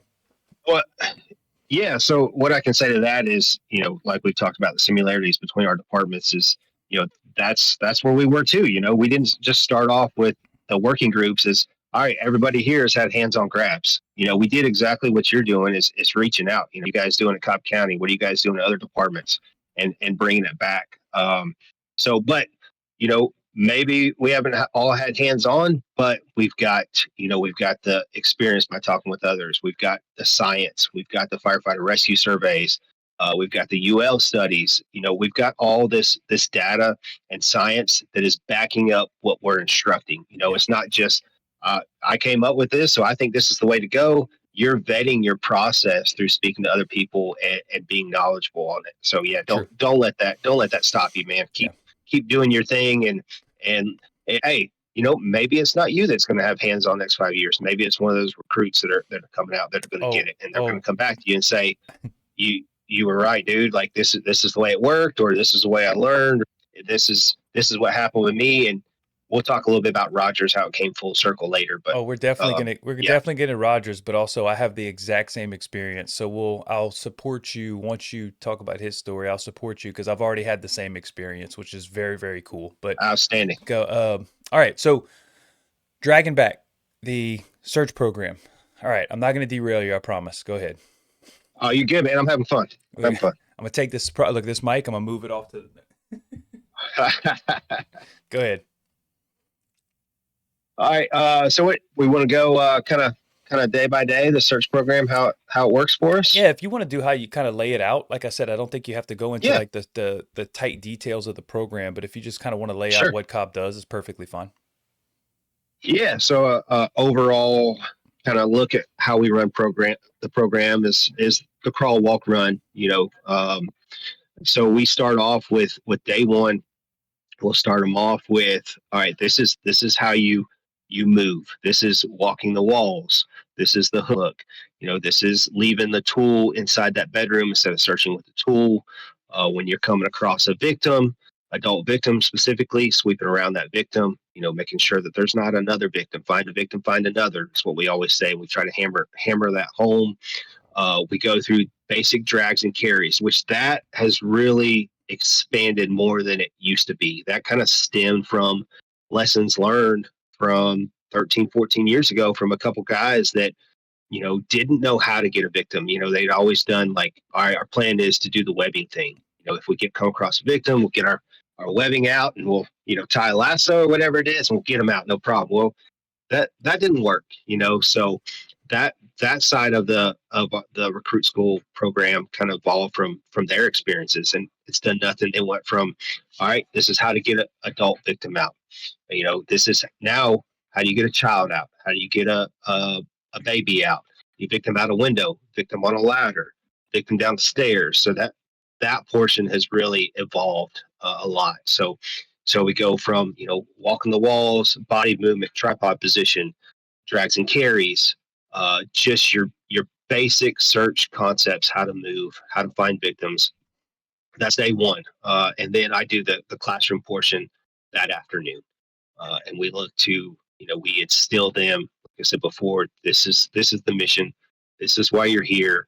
It's about a 3-hour presentation. I always say that we are just like we always talk about freedom. We're one generation away from losing freedom. But we're one generation away from losing our search culture. It is incumbent on us. The recruit today is the firefighter tomorrow, searching and saving our civilians. So it's incumbent upon us and the people in this room and the recruits to continue this and not take this for granted. So I do a 3-hour search presentation, talk about a lot of lessons learned, a lot of coming from humility and about to learn from our history and never let that happen again, and some of the grabs and successes we've had recently by recruits listening and implementing the tactics that we teach them during recruit school. Day two, we go into this is something I've tried to heavily emphasize on. I do have the advantage of when Dusty was here, they got 4 days, but they actually gave us an additional day. So we talk about support from the training staff. We have 5 days now, and that's huge. Being able to, the more days we could have, I could spend a recruit school with nothing but search. But unfortunately, they got to learn other things. But yeah, so I have an additional day now. So I have 5 days instead of 4. So day two, I've tried to emphasize heavily on the instructor-led portion. So, it can be a big ask, for them to go from learning search to being in that lead position. So one of the things day two that we talk about that we do is oriented, split, then enter search, instructor led, instructor demo first, and then instructor led, whether it be that oriented or split type of search. My instructors are in there in that lead position, showing them what to do, leading the search. So we're not making a big jump from, all right, this is how you're, now you're in charge of the search. They don't even know how to search yet. Let's break it down. Let's have a good seasoned senior firefighter or lieutenant actually showing them what to do in that lead position and sending them just so they can focus on search. So day three, we start with now there. It's recruits doing search, split oriented, then enter search, window initiated, and so in the meantime we're stepping it up. So day one, no pack, they're just in their bunker gear. Day two, towards the afternoon, they have their pack on. Day three, they're masking up, breathing air, full turnout gear, with them doing it just by themselves. Day four, we start implementing. So we do candy smoke. So same drills, but now we're every day we're increasing the difficulty. We're adding an element that's going to challenge them. Day four, we do candy smoke. And then finally, day five is where it's high stakes. So this is something Dusty started that really paid out well. So we started them they stay in their classroom, and we've got them broken up to engine groups. All their gear is set up and outside of the classroom. So this is plug and play all day long. My instructors are in the burn room. It's live fire. We'll start off with, all right, engine 1 alpha. We'll go in the classroom and say engine 1 alpha. They'll run out to turn out like they're responding, put their gear on, put their pack on, and then they'll be met with an instructor that a lot of, especially for then enter search, it'll be an actor saying, my child's inside, and it's incumbent upon the recruit to take the necessary steps. Okay, where are they at? Come show me. How many are they? Where are they at? Where's your room and relationship? What are the ages? So if they leave that citizen at the alpha side and don't bring them to the Charlie side, well, the citizen stays there. By this point, it doesn't happen often, but every once in a while you get a recruit, an engine group that'll just totally leave the citizen on the alpha side. They get around to the Charlie side and they're like, oh, we have no idea what window we need to go to. Yeah. So we're throwing, like, we'll get pallets and we'll get tires and we'll run like a simulated power line up above the window. Just trying to challenge them, high intensity, trying to give them as much scenarios and challenges as possible, trying to up that intensity where they're having to stay focused and focus on the task at hand and complete the search objective. So this class will be a little different in the fact that the last few classes we have been able to do the acquired structure thing, which has been outstanding. But the challenge in that is we haven't had a consistent acquired structure. So it would always be day 3 and day 4, we would take them to acquired structures. For the longest time, we had this old rundown community center where a lot of times we'd have to run like the homeless out of the basement. Like, all right, time to go now. We got to go train. You can come back after we're done. It was always beside one of our stations, Station 2. Well, they're building a station there, so that got taken away. And we had 3 houses that were going. They're at a spot where our new Station 12 is going. That was awesome. 3 houses right there, same property. Well, then we're building Station 12, so we lost that. So for this recruit class, our training center is finally coming to completion. So we'll have our old training tower, 4-story training tower. We have a 5-story training tower they're building that's new, a new burn building. So now, unfortunately, we lost the acquired structures, but we have a lot of diversity and real estate within our new training grounds. And that for our 5-story trainer, like, one is a residential setting. Got another floor that's the hotel motel concept, and then you got another floor that's apartment concept. So you have different areas within that clean 5-story, and then our burn building, it's set more. Although it's a burn building, it's a lot more realistic than our old burn building used to be, in that So you actually have closets and you have simulated Jack and Jill bathrooms. So it's not the residential setting, but it's a lot more realistic than our other burn building used to be, where you didn't have closets, you just had one room, you had a window on the Charlie side, and then you had your door across that you open and close without closets. So this one's going to be a little unique in that we're staying on the training grounds for all 5 days. Good. Very, very cool. That's one of the biggest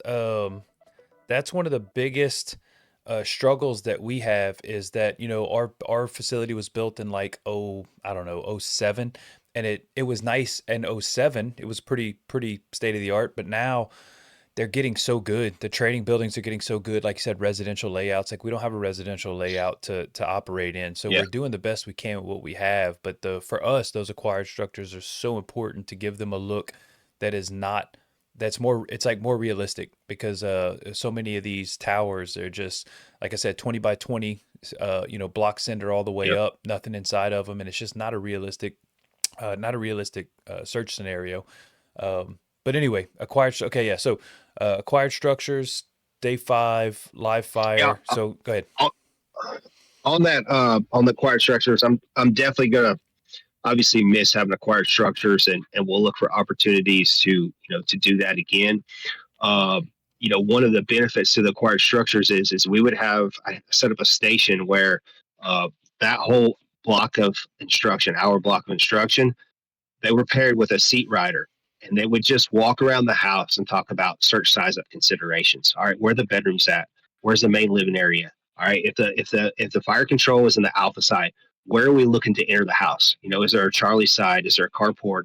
Is there windows that lead to the bedrooms where we can start our search? Because we know that 45% of our victims are located in bedrooms 24 hours a day. So where can we get to the bedrooms? Are we going to need is it a one story? Or are we going to need one of the shorty ladders to be able to get up in there? Just walk around. Where's the fireplace at? What do you see here? Bay windows, living room areas, frosted windows, bathrooms. So all those residential search size up considerations, that they unfortunately don't get at the training tower. We were able to take full advantage of that and make that a station itself. About some of the mantras that Dusty instilled that we're continuing. So the biggest goal for us is to have a few key phrases, or I like to call them mantras, that we initiate on day one and that we instill every day throughout recruit school. And the hope is, they're obviously not going to remember every single detail of Search Academy, but if we can instill and hit home these themes that they learn not only through recruit school, but then, we're getting them. It's funny because I teach Fire Officer 1 strategies and tactics.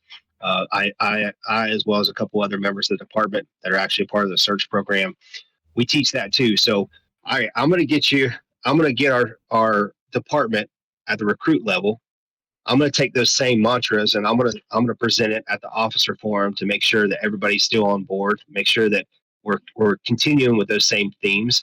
I'm going to get them at the Fire Officer 1 level. And for us, before you can make lieutenant, you have to have Fire Officer 1. So I got you again there. So I'm, like we talked about earlier with the footprint, I'm wanting to get plugged in and preach search wherever I can, to the biggest audience I can, to however many people I can. So those same mantras that we introduce at the recruit level, they're carried on for me. Fire Officer 1, strategies and tactics. Before you become a lieutenant, I'm hitting you again there. So we talk about some of the things that Dusty started.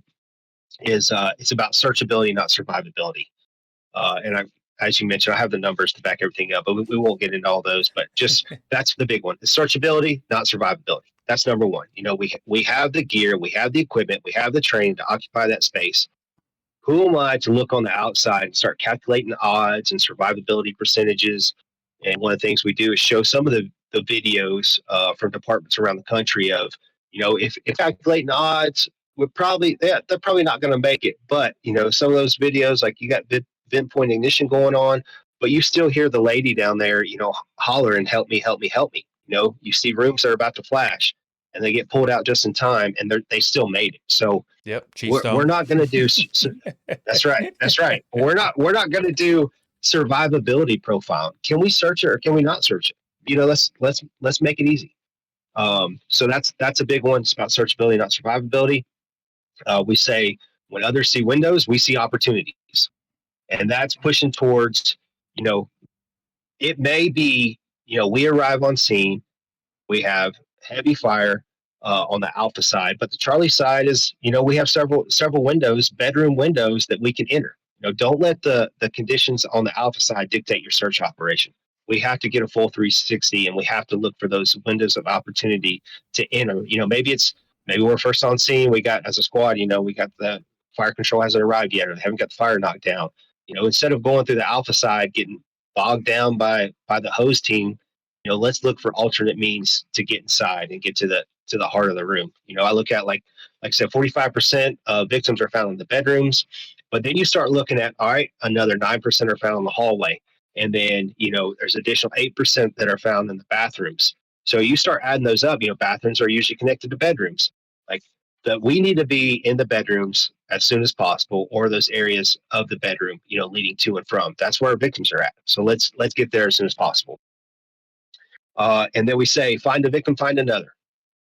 That's a big one for us, and that's usually the recruit struggles with this, but we try to hit it at the recruit level. The initiation. Once you find that victim, everybody's going to want to drag it out. Like, I got one. It's time to go. We got to get them out. But we take just a couple seconds to search around and search under that victim. How do we know that adult victim didn't look to grab their child and then succumb to smoke, and the baby's right there beside that adult victim? So we want to do a quick search to find a victim. 67% of the time, when one victim is found, another victim is found in the same vicinity.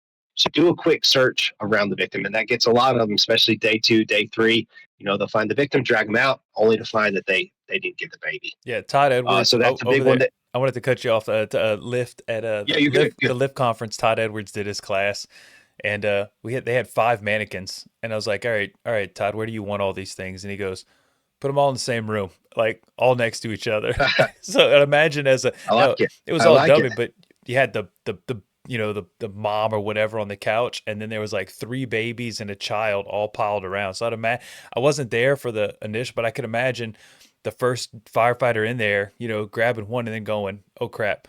Like the amount of panic was probably, reasonably high. But it's also is it the extreme end? It is the extreme end. Could it also be real? And y'all know, like, I've seen y'all's program. I teach some of it. It's like, yes, it could be real. There could be multiple victims within that single bedroom, and you've got to kind of plan for that contingency. So I didn't mean to derail you. I'm sorry. Go ahead. Oh, you're good. So the other 2 are, where do we search everywhere, and when do we search every time? So I show them the firefighter rescue data.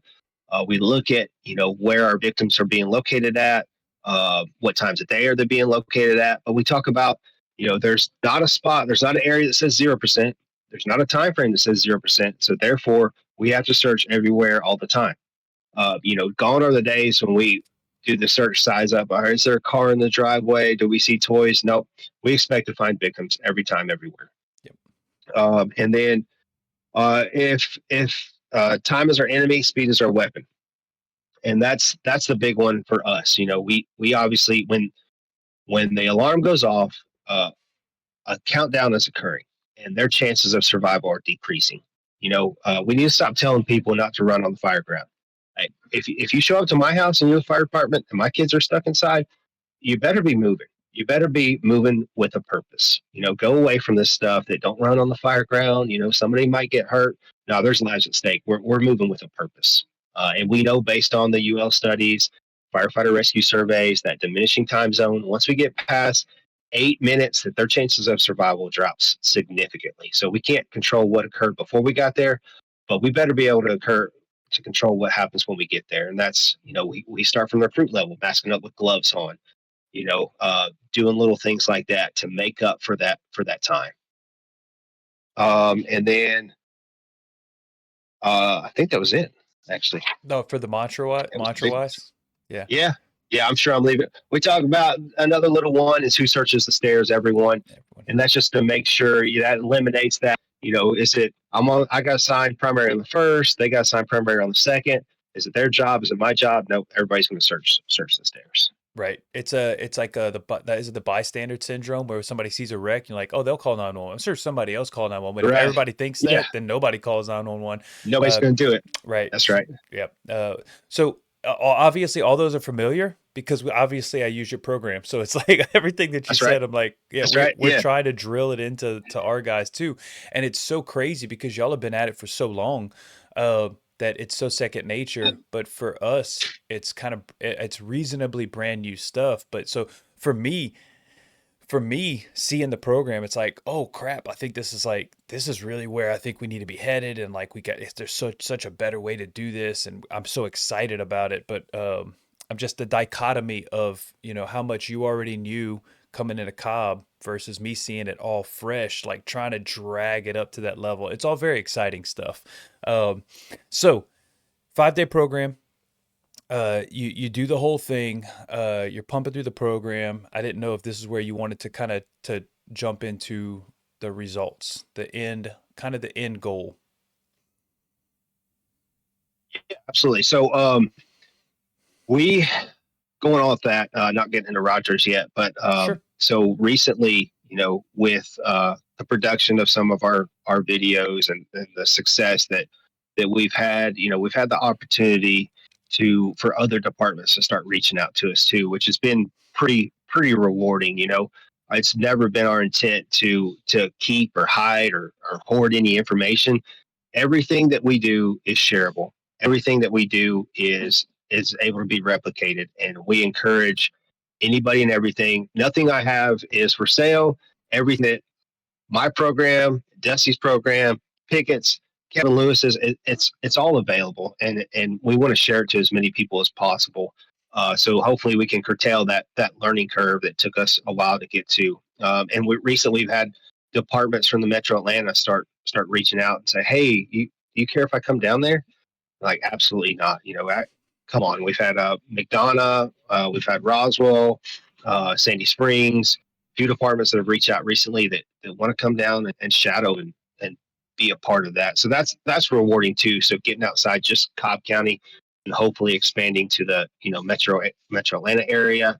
And then you go back to like Kevin Lewis. He was the lead for Firehouse and FDIC for our search program.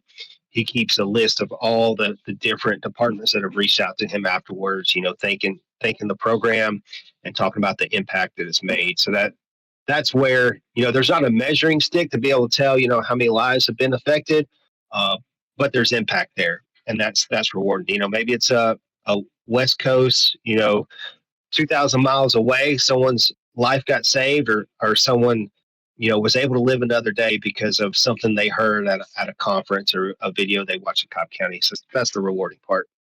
I'll speak to that at the end of this thing. I'll speak to it because the answer is yes, and I'm gonna tell you about that. But continue on. So I guess we can get into to Rogers if you're good with it. Yeah, yeah, we're ready to Okay. roll.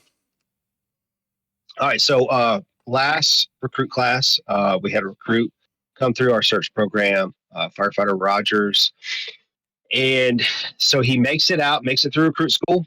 He did a good job through the academy, and he goes to one of our slower stations, right? And we talk about their recruit school.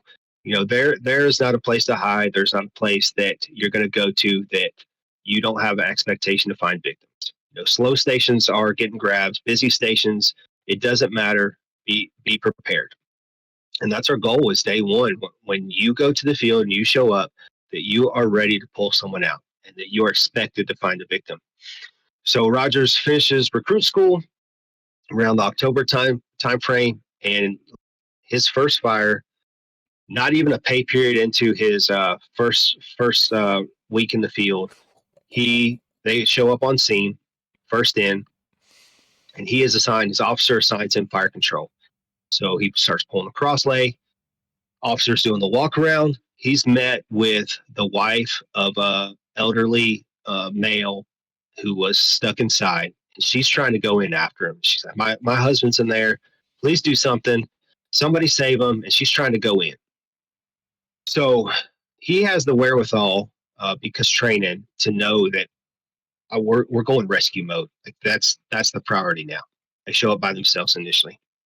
So he drops the bundle, starts pulling the lady back. His officer completes the walk around. Like, what are you doing? By this point, he's masking up, getting ready to go inside. Officer realizes what's happening. He's like, okay, go, go, go, go. And so the victim was on the Alpha Bravo corner bedroom. He was incapacitated due to being in a handicapped state. Rogers goes in, finds the bedroom. He walks the walls, gets to the bedrooms. He does a fire department call out, which we teach. We know that based on the numbers that 7% of our victims respond to a fire department call out. So, hey, fire department, anyone in here? Not expecting to hear anything. Well, he hears groans coming from a bed.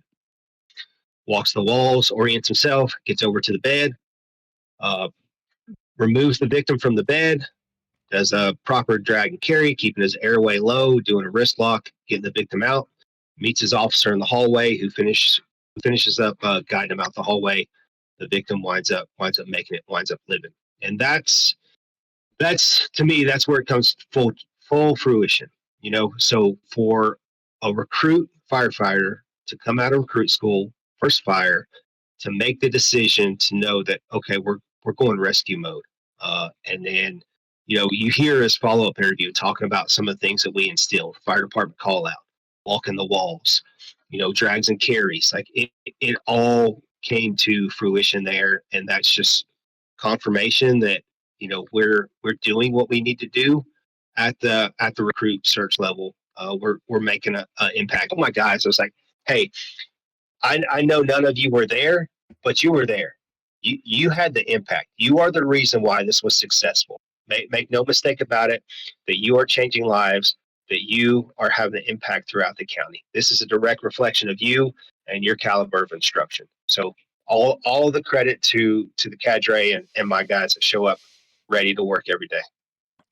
Um, that's beautiful. I almost get teary-eyed listening to you say that stuff because um that that's why I do it. That's that is the whole purpose of everything. And when I started this podcast, well, when Skippy had kind of said, "Hey, let's go do a podcast," one of the things that I added to the list of things was the thing called the debrief, which was to recount if somebody had made a grab in the area, to bring them on and say hey, let me learn from your thing. So instead of this long form, kind of tell me about tell me about Jimmy Gregory and all the stuff that you want to talk about, the grabs are supposed to be just like a little 15-20 minute deal of, hey, you made a grab, tell me about your experience, we can learn from it, which is similar to the grabs podcast and other things out there. But what ended up Yeah, happening is I noticed, I had three people. I did three of them, and of the three, I had taught all three in recruit school. Was it me that made the grab? Nope, outstanding. sure wasn't. But yet, my young guys, I say my young guys, the young guys that had 2 years on or less than a year on, are pulling people out of buildings. And if you watch the second to last one with Tucker Royer, he has about a year on, and he made a grab. It was just him and another guy, and it was a solo search, solo grab, and he called me immediately, excited, and he told me, one of the first things he told me when he picked up the phone was thank you. And I was like, well, I didn't do anything. I didn't. You made the grab. You put on the gear. You went solo. You rescued the lady, and she survived. And he said, no, but you taught me. But you taught me search. You got me to, and to what I know. And it's hard to hear that because it's like you want to give the credit to where it's due. Like, you did all the stuff, but it is very rewarding to watch young guys go in and have them come back and say, you taught me something that assisted me in saving a life. And I can't, and that is, it just happened. It happened with the last debrief with Shane Murray. I asked him off camera. I was like, "Do you think that the program, once again, back to Cobb, this all comes back to Cobb. Do you think the program that I taught assisted you in making the grab?" And he did almost the same thing: solo search and almost a full solo removal. And he said, 1,000%. The stuff and he talks about it, moving down the hallway with a tripod position, searching around the victim. He was quiet, and he heard the guy moaning. He did the Sean Duffy, the leg lock, low drag. All of those things came to fruition. And and it ended up saving a life. And like that fuels me. It gives me so much energy Yeah. and enthusiasm to continue the process. But I wanted to go back to emphasize what you said earlier, or to, you said you don't know about the impact. Um, I am so thankful that guys like Dustin Martinez are go on a podcast, talk to Corley, and said, "Hey, look, I didn't invent any of this stuff." He said, "I'm a good plagiarizer," and I was in my like, "Okay, we can make a change." And I was pulling up floor in this house, in this room right now, listening to it, going, "Wait, I know I want to make a change. I know I got offered the opportunity to teach in the recruit school." And he said, "Look, just reach out to me. I'll give you whatever we got. Like, I'll give you the stuff." And sure enough, I'll get an opportunity to teach. I implement, we drill, I volunteer the time to go and do this stuff. And I'm telling you that Cobb County and the guys at Cobb County um, are able to make a difference hundreds or thousands of miles away, because I know that I'm not the only department to do that. I know that they've got other guys that are implementing the Cobb search culture that is is resulting in saved lives. It is not. There's no question in my mind. So not only is it a lasting, impactful process in Cobb, which because you see it. I'm telling you that what you guys are doing with being spreading the message, doing stuff like this, going on podcasts, talking about the change in culture, is going to result in more people having more days on Earth.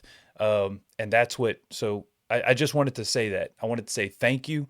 I tell Dustin that all the time. I text him like, "Hey man, we got another grab. It was impactful, guy, whatever." But I'm Awesome. telling you the same exact thing, because you're continuing on that same mission and that same process. So that all right. So Well, that's thank you, brother. I really appreciate that.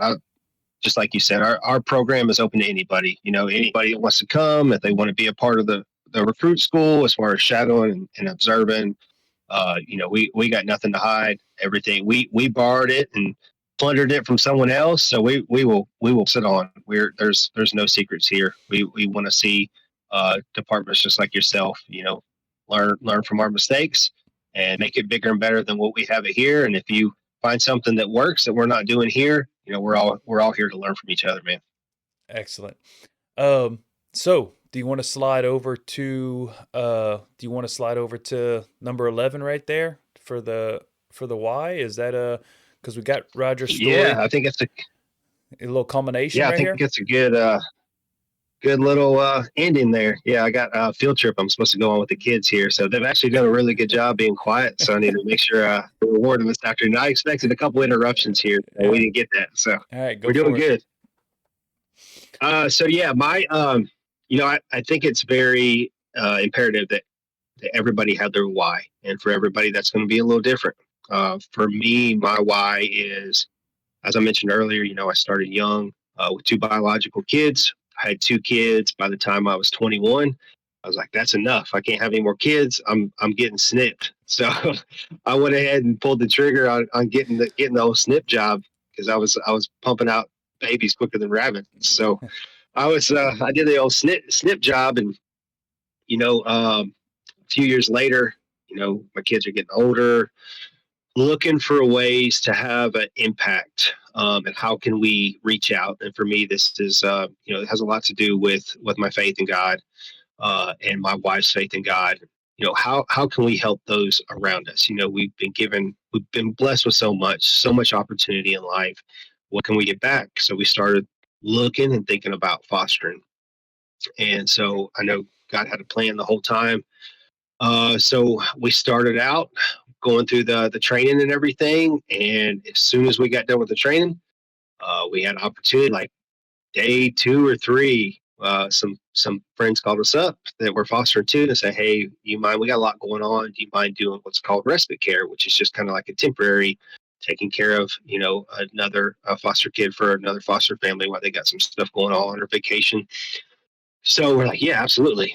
So we get this baby girl that's 4 months old, and obviously we fall in love with her, and we call them. The foster family's like, "Hey, if he needs to keep her longer, we will." And so they wind up doing that. We wind up being able to keep her, longer and did permanent foster with her.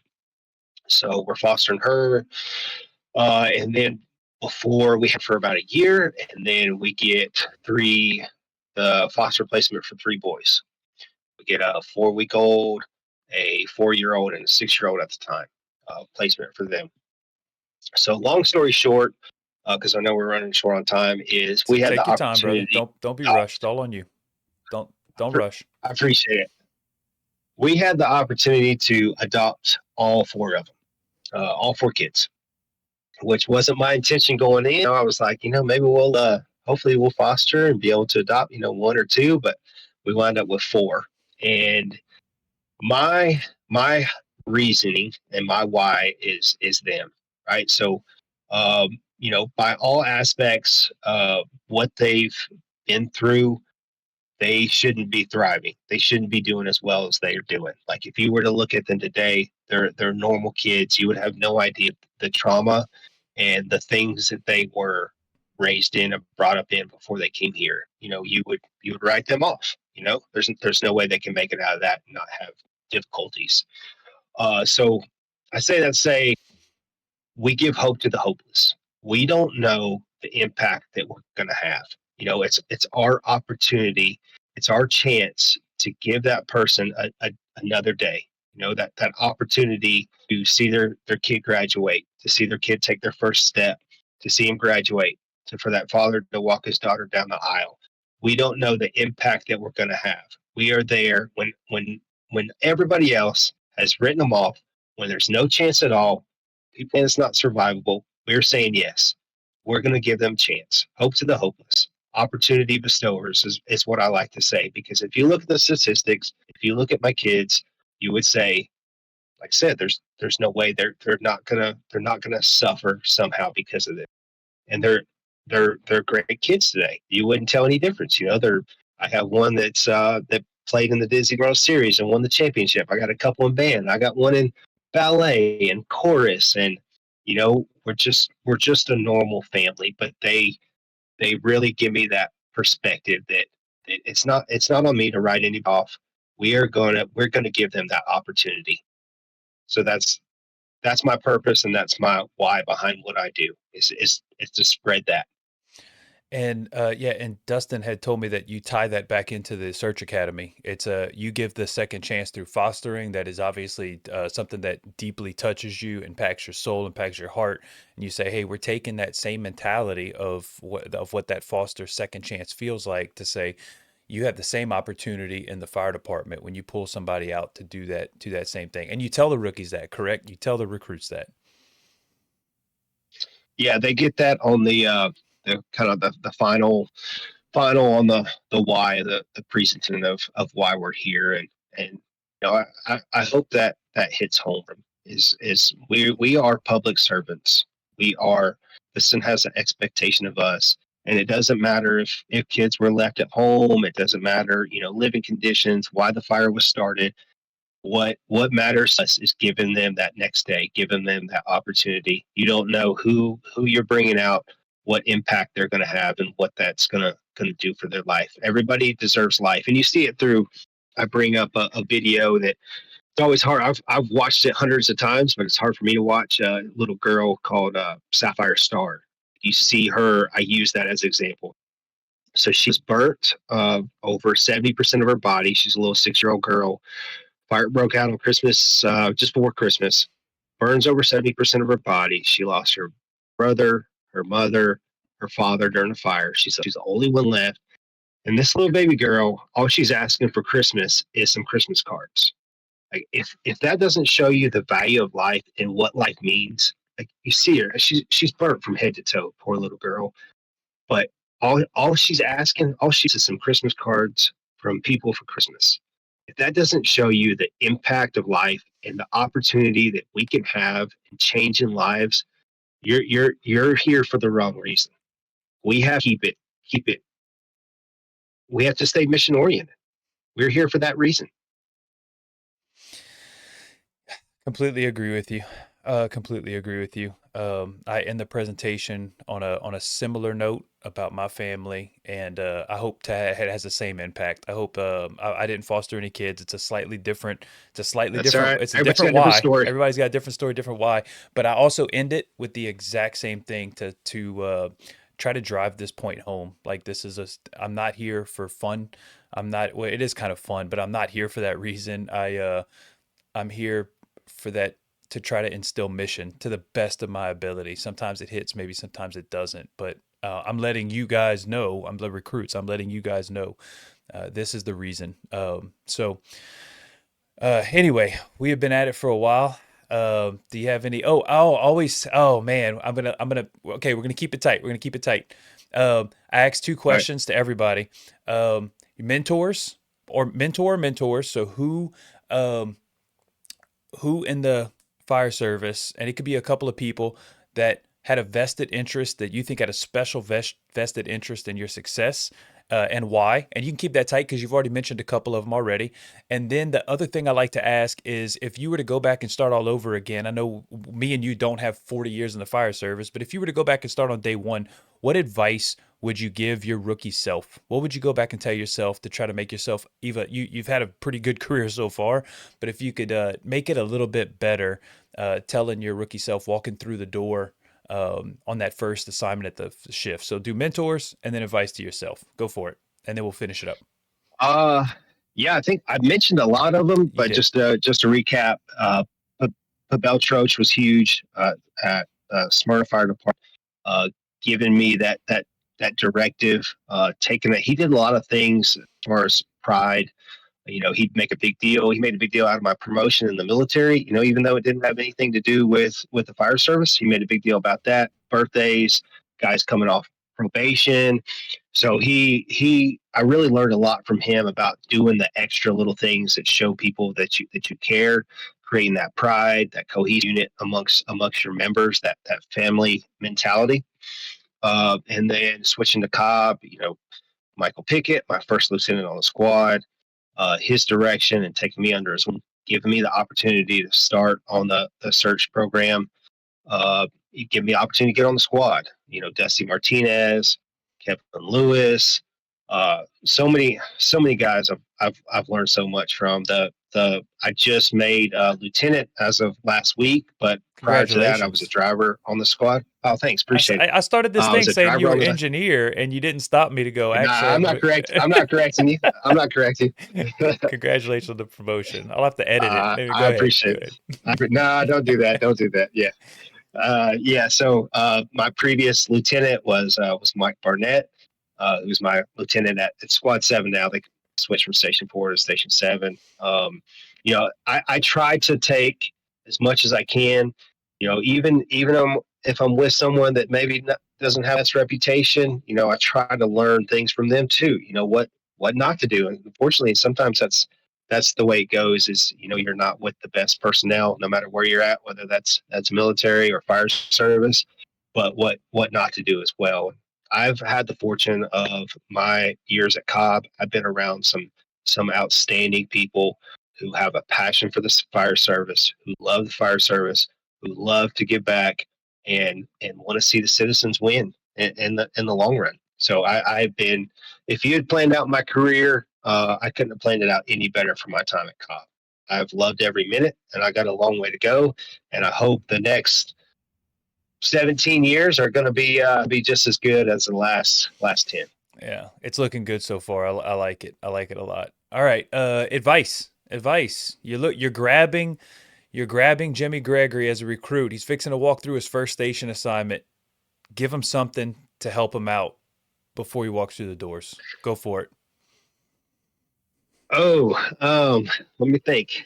Oh Um, man, I should have texted you that I was going to hit you with this one. that's that's all right. I guess I would just say take take every opportunity to learn.